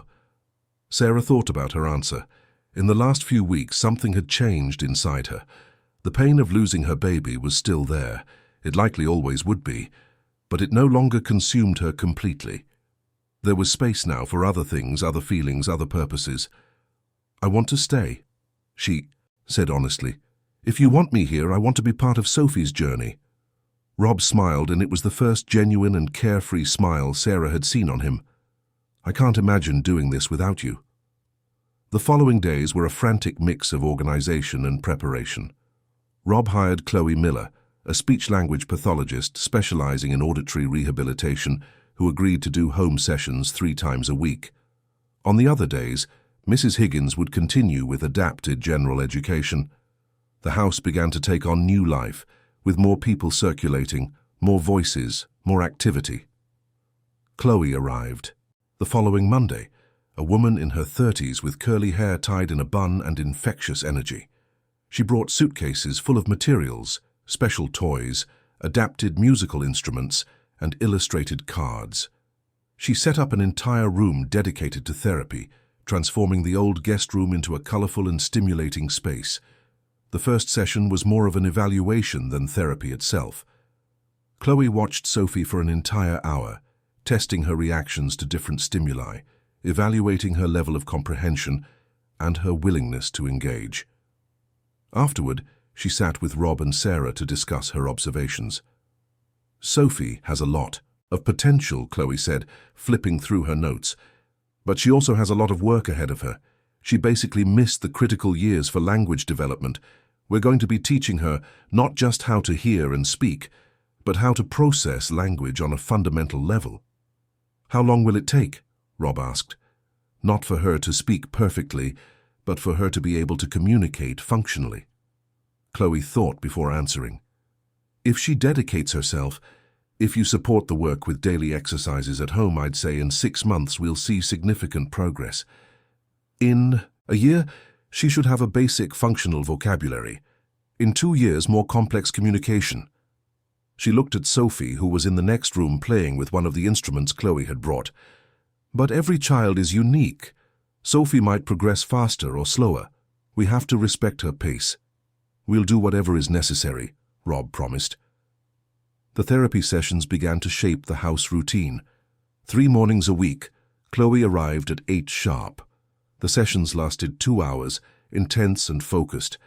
Sophie worked hard, sometimes getting frustrated, sometimes crying when she couldn't do what was asked.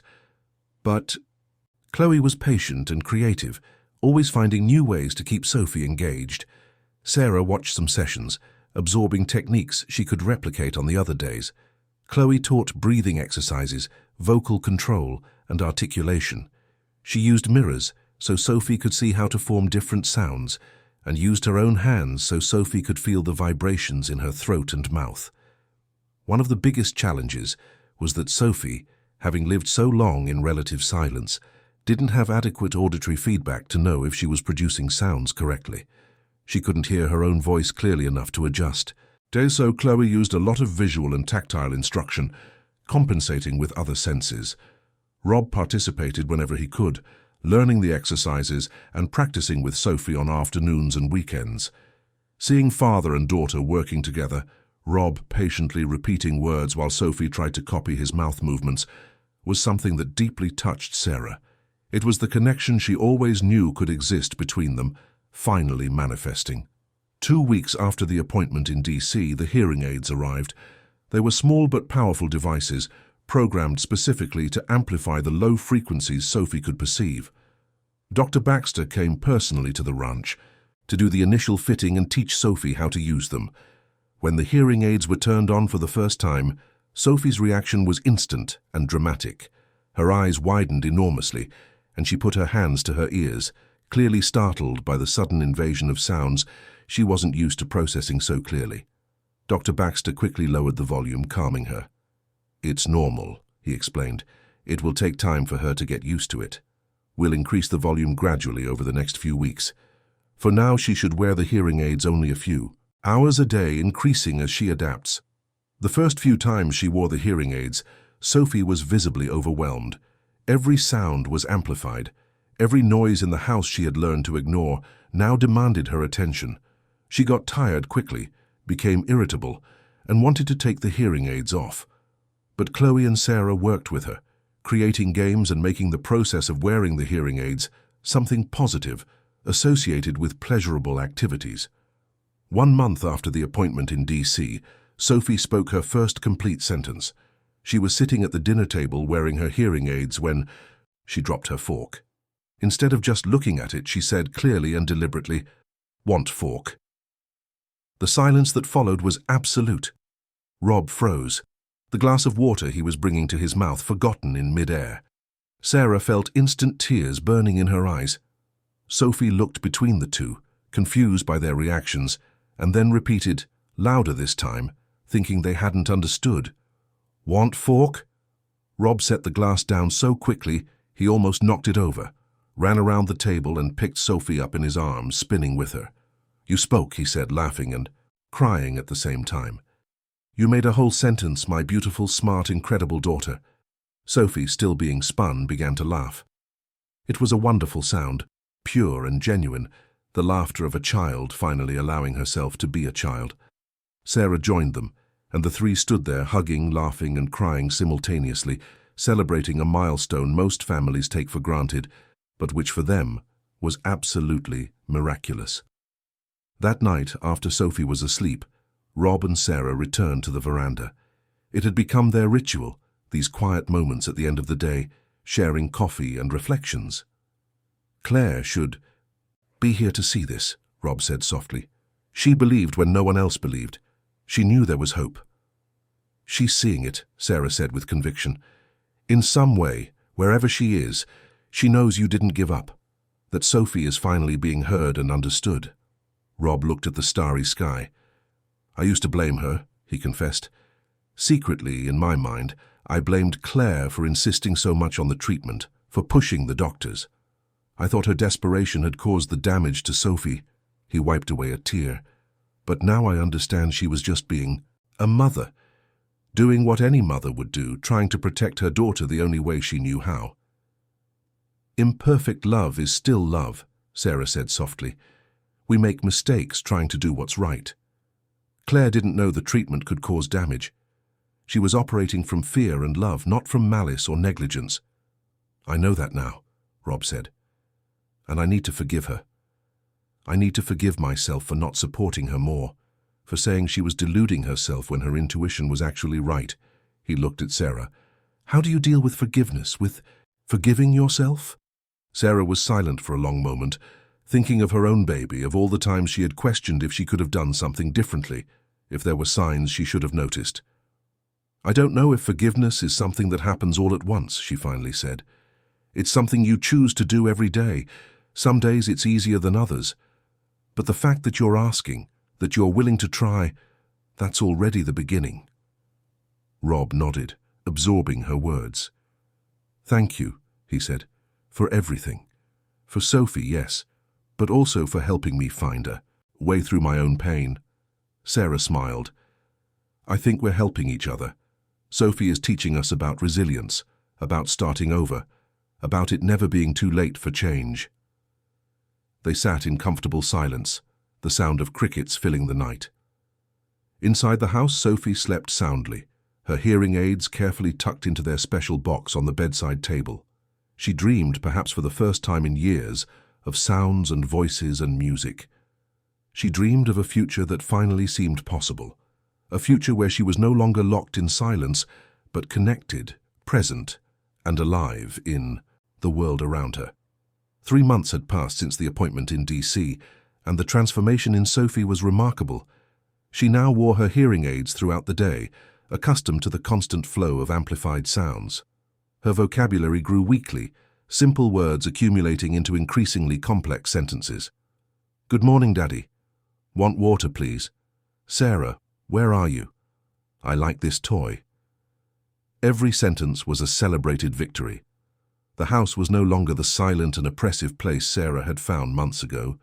Music played frequently, Claire's piano finally uncovered and being used again. Rob had started taking lessons so he could play Sophie's favorite songs. His fingers were clumsy on the keys, but the girl loved sitting beside him on the bench, watching, sometimes placing her own small hands on the keys and creating chaotic melodies she thought were beautiful. Sarah and Rob had developed an easy and natural partnership. They worked together on Sophie's exercises, shared household responsibilities, and talked long into the night on the veranda. There was something growing between them, something neither was ready to name yet, but it was there, palpable and undeniable. Glances that lasted a second too long, hands that touched while passing, plates at the table, smiles shared when Sophie did something particularly adorable. One afternoon, while Sophie was in her session with Chloe, Rob asked Sarah to accompany him to the back of the property. "I want to show you something," he said, and there was a nervousness in his voice that piqued her curiosity. They walked between the rows of plants, the afternoon sun creating patterns of light and shadow on the ground.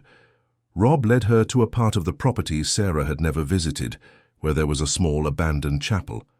The building was old, probably a century, old with stone walls covered in vines, and a rusted bell in the small belfry. "This chapel belonged to my grandmother's family," Rob explained as he pushed open the heavy wooden door. "Claire and I were married here. It was a small ceremony, just close family, but it was perfect." Inside, the chapel was surprisingly well preserved. There were only a few wooden pews, a simple altar, and stained glass that painted the floor with soft colors. Rob sat in one of the pews, and Sarah joined him. "Why did you bring me here?" she asked softly. Rob was silent for a long moment, his eyes fixed on the altar.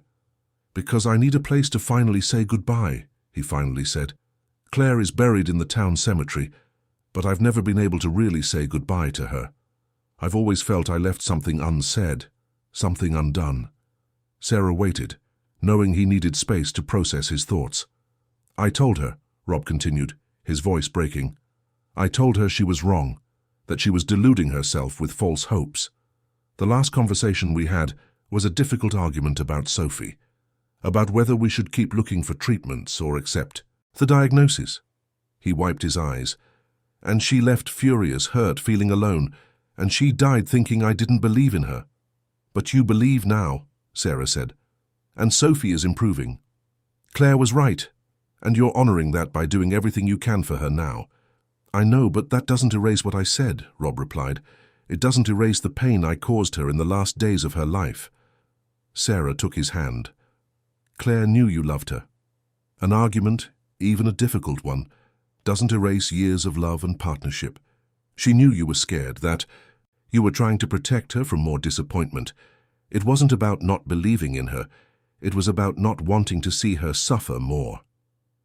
Rob looked at Sarah, and she saw gratitude mixed with pain in his eyes. "How did you get so wise?" Sarah gave a sad half-smile. "Pain teaches.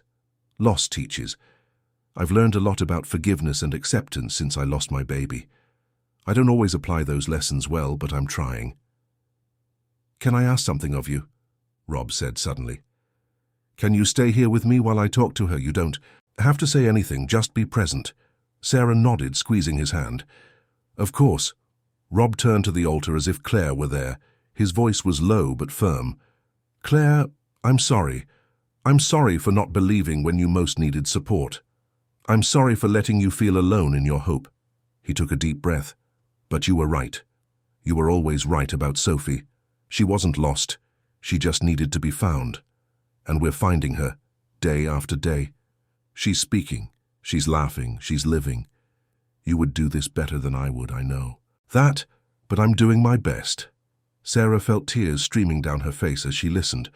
There was something deeply intimate and sacred in that moment. "I loved you," Rob continued. "I love you still. I always will. But I also need to move forward. I need to be the father Sophie deserves, and I can't do that while I'm paralyzed by guilt and regret. So I'm here to say I forgive you for not being here. I forgive myself for not being the partner you deserved in those last days, and I'm ready to start over." The silence that followed was deep and peaceful. Rob sat for a few more minutes, eyes closed, looking lighter when he finally stood up. "Thank you," he said to Sarah, "for being here, for everything." They left the chapel together and walked back to the house in comfortable silence. When they arrived, they found Sophie on the veranda with Chloe, practicing new words. Upon seeing Rob and Sarah, Sophie ran to them. "Daddy, Sarah, come see," she said, her pronunciation not perfect but understandable. "Learned new word." "What word?" Rob asked, kneeling to be at her level. Sophie thought for a moment, concentrating, then said carefully, "Family." She pointed to Rob, then to Sarah, then to herself.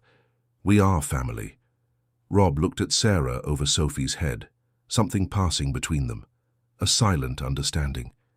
"Yes, sweetheart," he said, pulling both into a hug. "We are family." Chloe watched with a satisfied smile.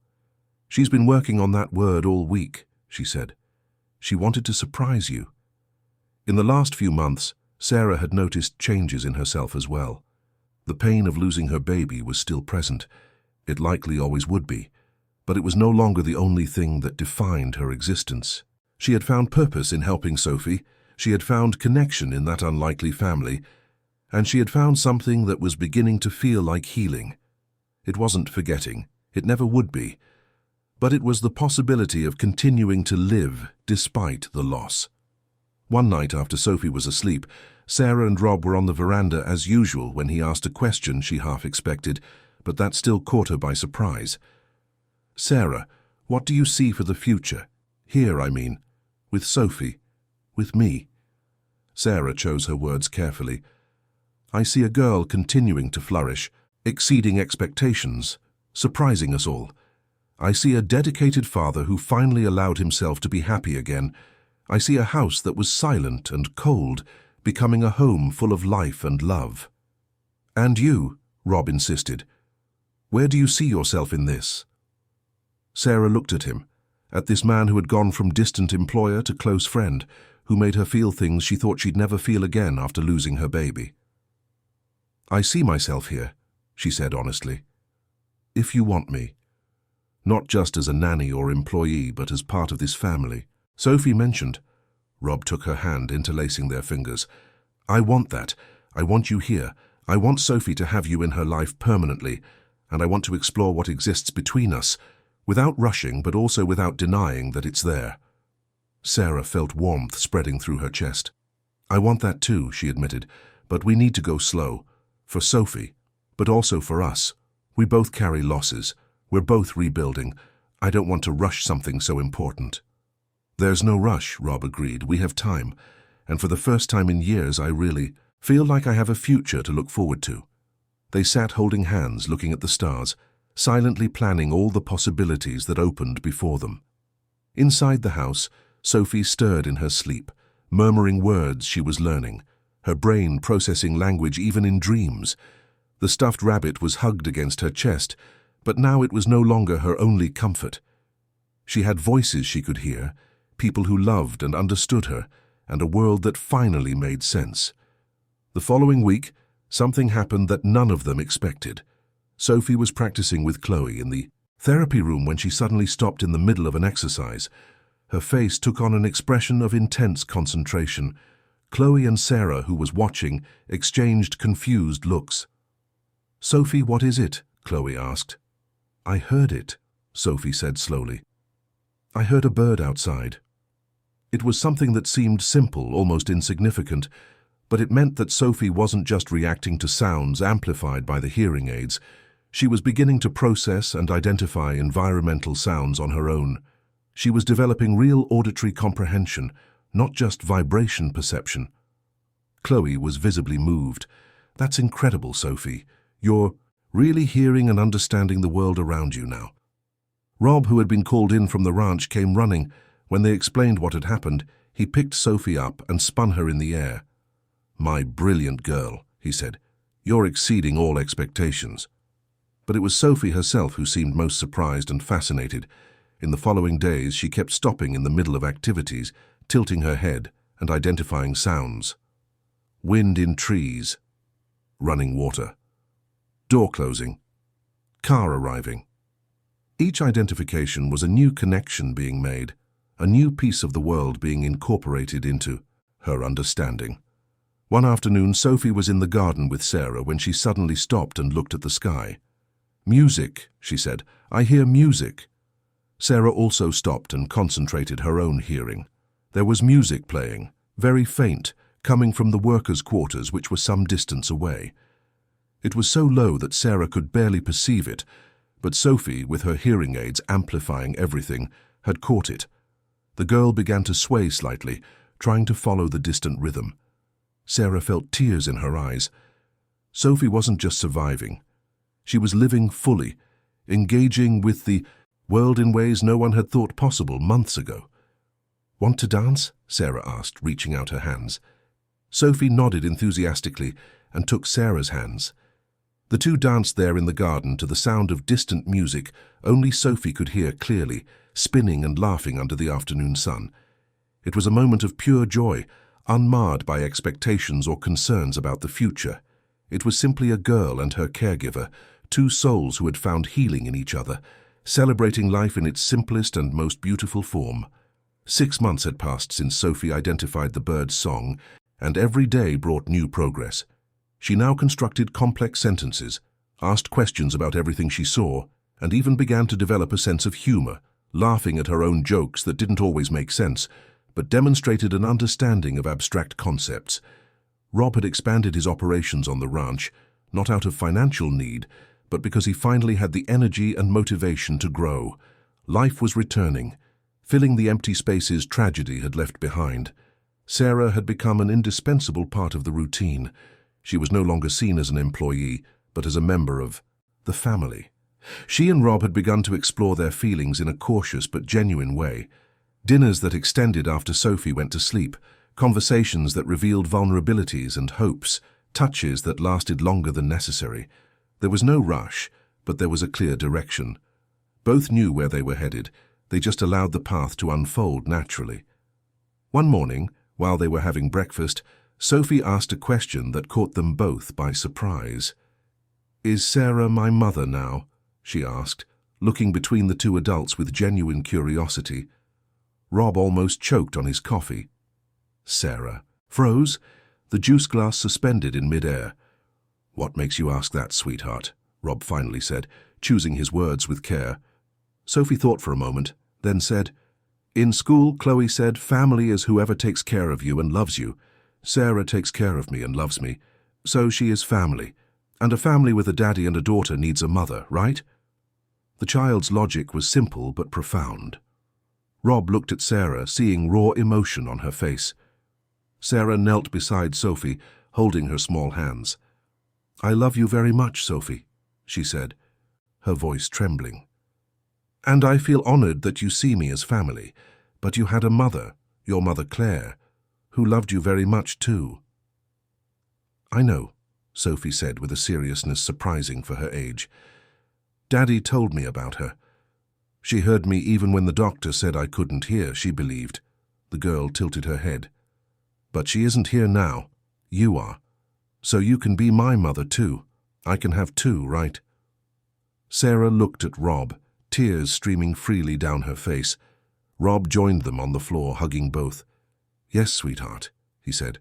"You can have two mothers. One who brought you into the world and will always live in our hearts, and another who found you when you most needed it, and helped us find ourselves too." Sophie seemed satisfied with that answer and returned her attention to her breakfast, as if she had solved a complex problem and could now move on. But for Sarah and Rob, that moment was transformative.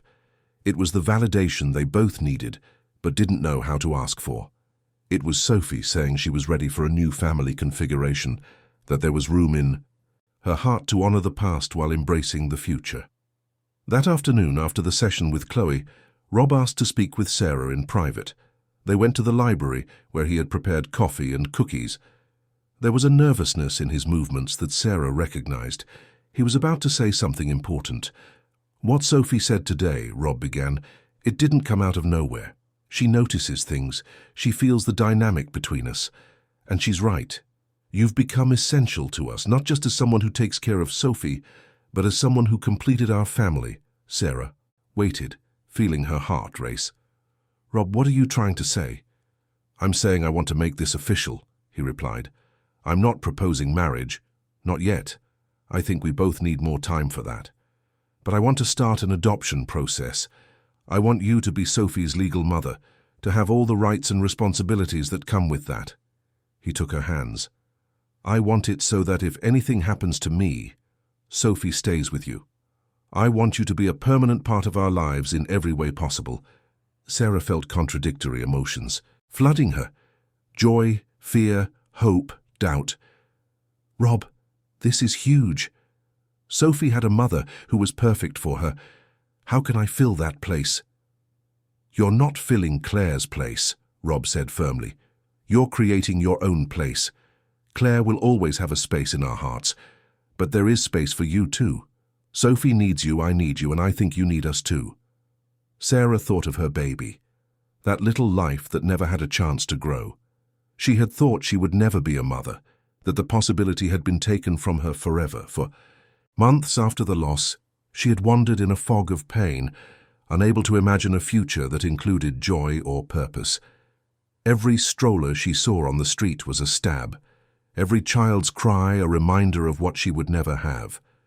She had considered giving up completely, closing herself off and living only on the surface of life, never risking feeling deeply again. But here was Sophie, a girl who needed maternal love, who was offering her heart so openly, without reserves or conditions. And here was Rob, a good and kind man who wasn't asking her to forget her, past or pretend the pain didn't exist, but to build a future despite it, to find space in her heart to honor both children, the one she lost and the one she found. "Yes," she said, her voice firm despite the tears. "Yes, I want that. I want to be Sophie's mother. I want to be a permanent part of this family. I want to build something new while keeping the memory of what was lost alive." Rob pulled her into a tight hug. "We'll do this together," he promised. "Every step, every challenge, every joy, together." In the following weeks, they began the legal adoption process. There was paperwork, interviews with social workers, and home evaluations. It was a long and sometimes invasive process, but necessary. Sarah answered every question honestly, including those about the loss of her baby. She explained how that tragedy had led her to the ranch, how she had found purpose in taking care of Sophie, and how she had healed while helping others heal. The social worker, an experienced woman named Penny Reed, observed the family dynamic during several visits. She saw how Sophie ran to Sarah when she got hurt, how she asked Sarah to put her to sleep, and how she naturally referred to her as part of the family. She saw how Rob and Sarah worked together without ego conflicts, each respecting the other's role. She saw a family that had been broken by tragedy and was rebuilding itself with love, patience, and genuine commitment. During one of the interviews, Penny asked Sophie directly, "How do you feel about Sarah becoming your mother officially?" Sophie thought with the seriousness that characterized her answers. "I feel happy," she said. "Sarah helped me here again. She helped me talk. She stays with me when I have nightmares. She makes my favorite breakfast. She loves me." The girl looked at Sarah with eyes that sparkled. "And I love her too." Penny smiled and made notes on her clipboard. "I think I have everything I need." The process took 3 months, but finally the day of the final hearing arrived. It was a clear September morning, the sky blue without clouds.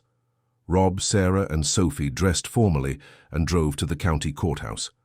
Dr. Baxter had written a letter of support, as had Chloe and Mrs. Higgins. They all spoke of Sophie's transformation, of the crucial role Sarah had played, and of the genuine family they had built. The judge, an older man with kind eyes, read all the documents carefully. Then he called Sophie forward. "Hello, Sophie," he said. "Do you understand why you're here today?" Sophie nodded. "Sarah is going to be my real mother, legal and everything." The judge smiled. "And is that what you want?" "Yes," Sophie said without hesitation. "Very much." The judge looked at Sarah. "Do you understand that this is a permanent commitment, that you are assuming full legal responsibility for this child?" "I understand," Sarah said, her voice firm. "And I'm ready, more than ready." The judge nodded and picked up his gavel. "Then, by the authority granted to me, I declare that Sarah Thompson is now the legal mother of Sophie Sterling, with all the rights and responsibilities that accompany that role." He struck the gavel. "Congratulations to the new family." The sound of the gavel echoed through the room, and then Sophie was running to Sarah, jumping into her arms. "Mum!" she cried, trying the word out loud for the first time. "My mum." Sarah held her tight, sobbing openly now. "My daughter," she whispered back. "My beautiful, brave, incredible girl." Rob joined the hug, and the three stood there in the middle of the courtroom, a family officially recognized by law, but one that had already existed in their hearts for months.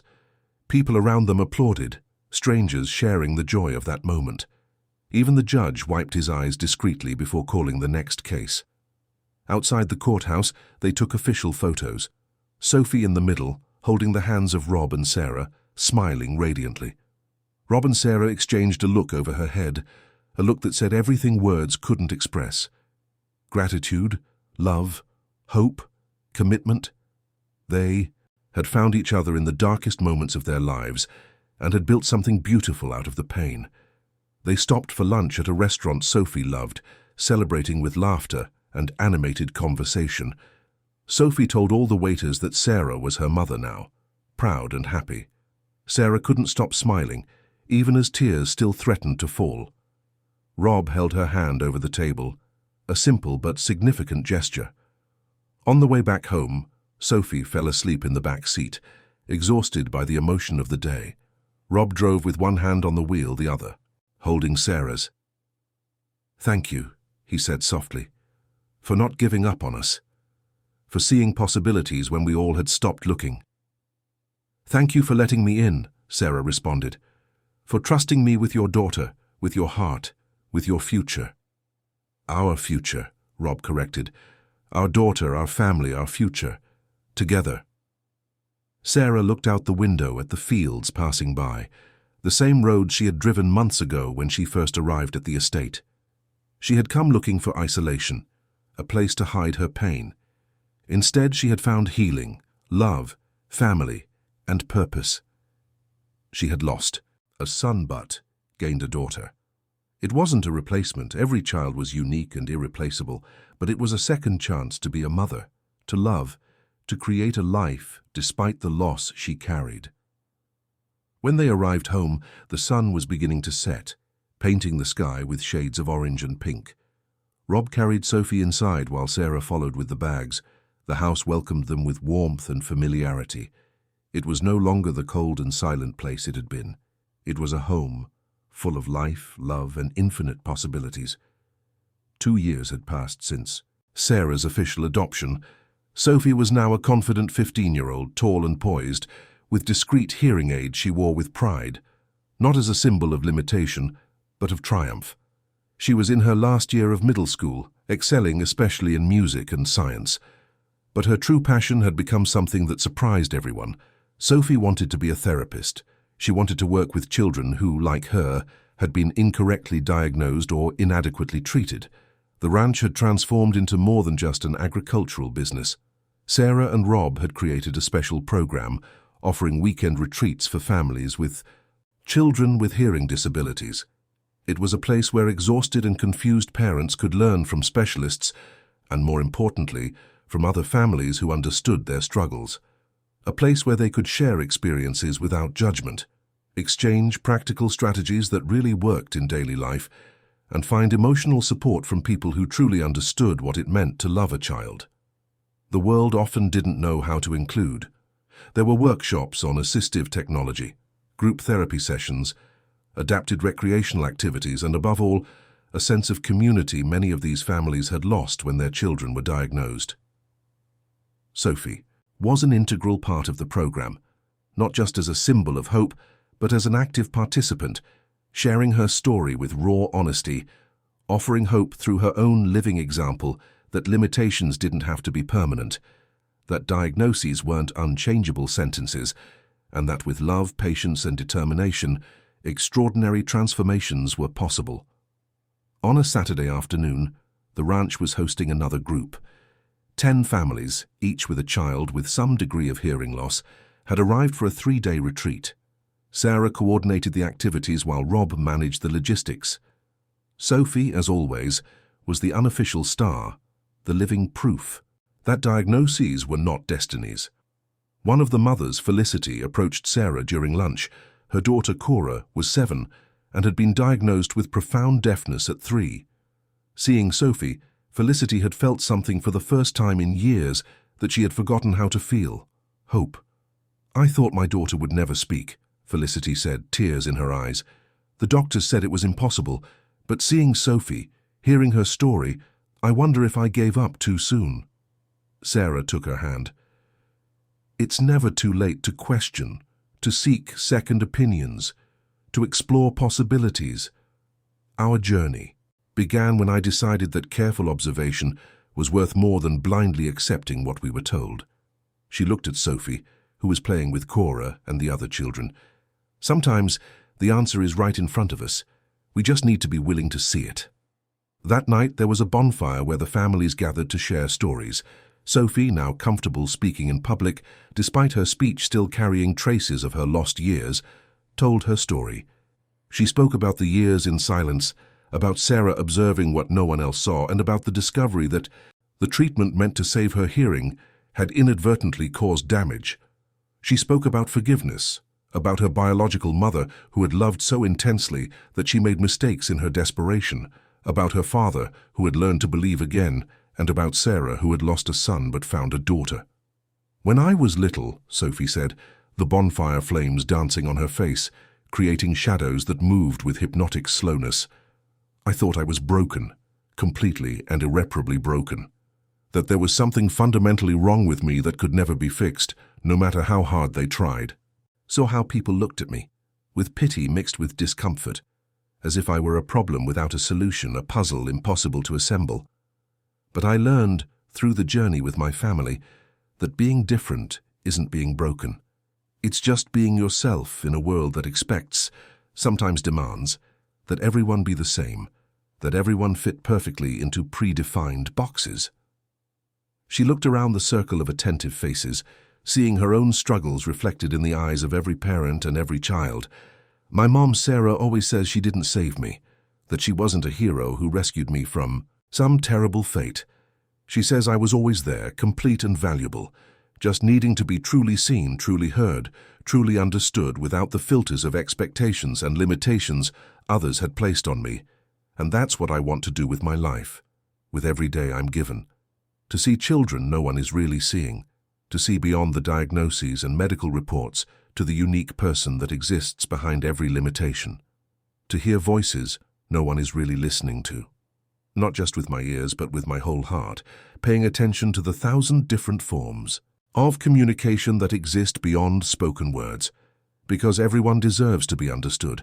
Everyone deserves to have someone who believes in their possibilities, even when the rest of the world has already given up." There was silence when she finished, then applause that echoed through the night. Felicity hugged her daughter Cora, whispering promises not to give up, to keep looking for answers. Other parents did the same. renewing commitments to fight for their children, to question when necessary and never to accept limitations as inevitable. Rob watched from a distance, an arm around Sarah.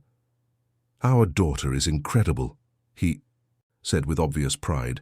"Look at what she's become. Look at the impact she's having."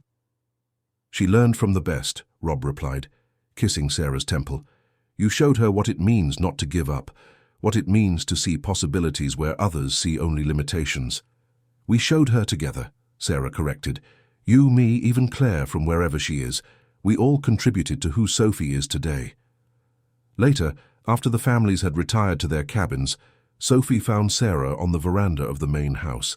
She sat beside her, resting her head on her mother's shoulder. "Thank you," she said simply. "For what?" Sarah asked, stroking her daughter's hair. "For seeing when no one else saw, for believing when it was easier to give up, for loving me when I couldn't love myself." Sophie raised her head and looked at Sarah. "I know about the baby you lost. Daddy told me. And I know you never wanted to replace him, never wanted to forget. But I also know you gave me something no one else could give. You gave me a voice." Sarah felt tears streaming down her face. "And you gave me a purpose," she answered. "You gave me a reason to keep going when I thought there were no more reasons. You taught me that the heart can break and rebuild itself, that it can carry loss and joy at the same time, that it can love again, even after having lost everything." They sat together, mother and daughter, not by blood, but by choice, by love, by destiny. The sound of crickets filled the night, a simple symphony Sophie appreciated completely, never taking sounds for granted. Inside the cabins, children slept beside parents who now had renewed hope. Tomorrow there would be more activities, more learning, more building of community. But for now there was only peace. In the years that followed that night, Sophie continued her path. She graduated from high school with honors and was accepted into a prestigious university where she would study audiology and speech pathology. Her goal was clear. She wanted to create better protocols for evaluating young children with suspected hearing loss. She wanted to educate doctors about the risks of prolonged treatments with ototoxic antibiotics. And she wanted to ensure no child spent unnecessary years in isolation because no one questioned an initial diagnosis. Sarah and Rob supported her completely, proud beyond words. The ranch continued as a refuge for families, expanding its programs and touching more and more lives. Leo, whom they had fostered years ago, visited regularly with his mother, who had recovered and rebuilt her life. He now walked with only a slight limp, having gone through multiple surgeries and intensive therapies. He and Sophie maintained sibling bonds, united by the shared experience of being truly seen by people who cared. On a special afternoon, Sophie invited the whole family to the chapel. She had something to show them. When they arrived, they found her sitting at the old organ Rob had restored. Without saying anything, she began to play. It was the same Chopin piece she had played in her first performance years ago, but now played with mastery and maturity. Every note was perfect, every pause filled with emotion. When she finished, she turned to them with tears in her eyes. "This is for you," she said, "for Claire, who gave me life and never stopped believing, for Daddy, who learned to have hope again, for Sarah, my mother of the heart, who taught me that silence can be broken, and for all the children who are still waiting to be truly heard." Rob and Sarah hugged her, the three of them united in gratitude for all the twists and turns that had brought them to that moment. They had started as strangers, united by tragedy. They had become a family, united by love. And through their journey they had learned the most important truth of all, that truly looking, truly listening, and truly loving can transform not just one life, but entire generations. The Sterling family's story became known in special education and audiology circles. Doctors began to question diagnoses more rigorously, parents began to trust their intuitions, and therapists began to see possibilities where before they saw only limitations. Sophie had become a symbol of hope, living proof that it's never too late to discover the truth, never too late to start over, and never too late to be truly seen and heard. And Sarah, who had arrived at that ranch years ago, broken by loss and pain, had discovered that healing doesn't come from forgetting or replacing, but from opening the heart to new forms of love, while honoring what was lost. She would never forget her baby, that first child who never had a chance to grow. But she had learned to carry that memory alongside her love for Sophie, knowing that both had space in her heart, that love doesn't diminish when shared, but multiplies. As the sun set over the ranch that afternoon, painting the sky with impossible colors, shades of deep orange mixed with delicate pinks and vibrant purples that looked like divine works of art, the family walked back to the house holding hands, each step an affirmation of love and commitment. They had come a long road since those first days of suffocating silence and painful isolation, days that seemed to have no end, when the future was just a grey extension of hopelessness. They had learned lessons that fundamentally changed who they were. They had learned that family isn't just about shared blood or matching last names, but about daily choices of love and commitment. That healing isn't just about correcting perceived defects or eliminating differences, but about acceptance and adaptation, about finding ways to thrive despite and through difficulties. That love isn't just about impossible perfection or the absence of pain, but about seeing someone completely, with all their flaws and peculiarities, and choosing to love them anyway, repeatedly, day after day. It's about really seeing with eyes stripped of prejudice and expectations, the people around you in all their glorious complexity. It's about listening, really listening, not just with your ears but with your whole heart, to what they say and what they don't say, what they hide and what they reveal, what they need even when they don't know how to ask.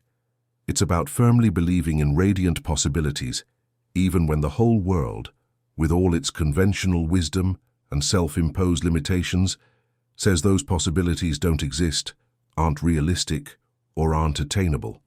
And so, the story of a girl who was found in the silence, of a father who learned to hope again, and of a woman who discovered there was still love to give, continued to unfold.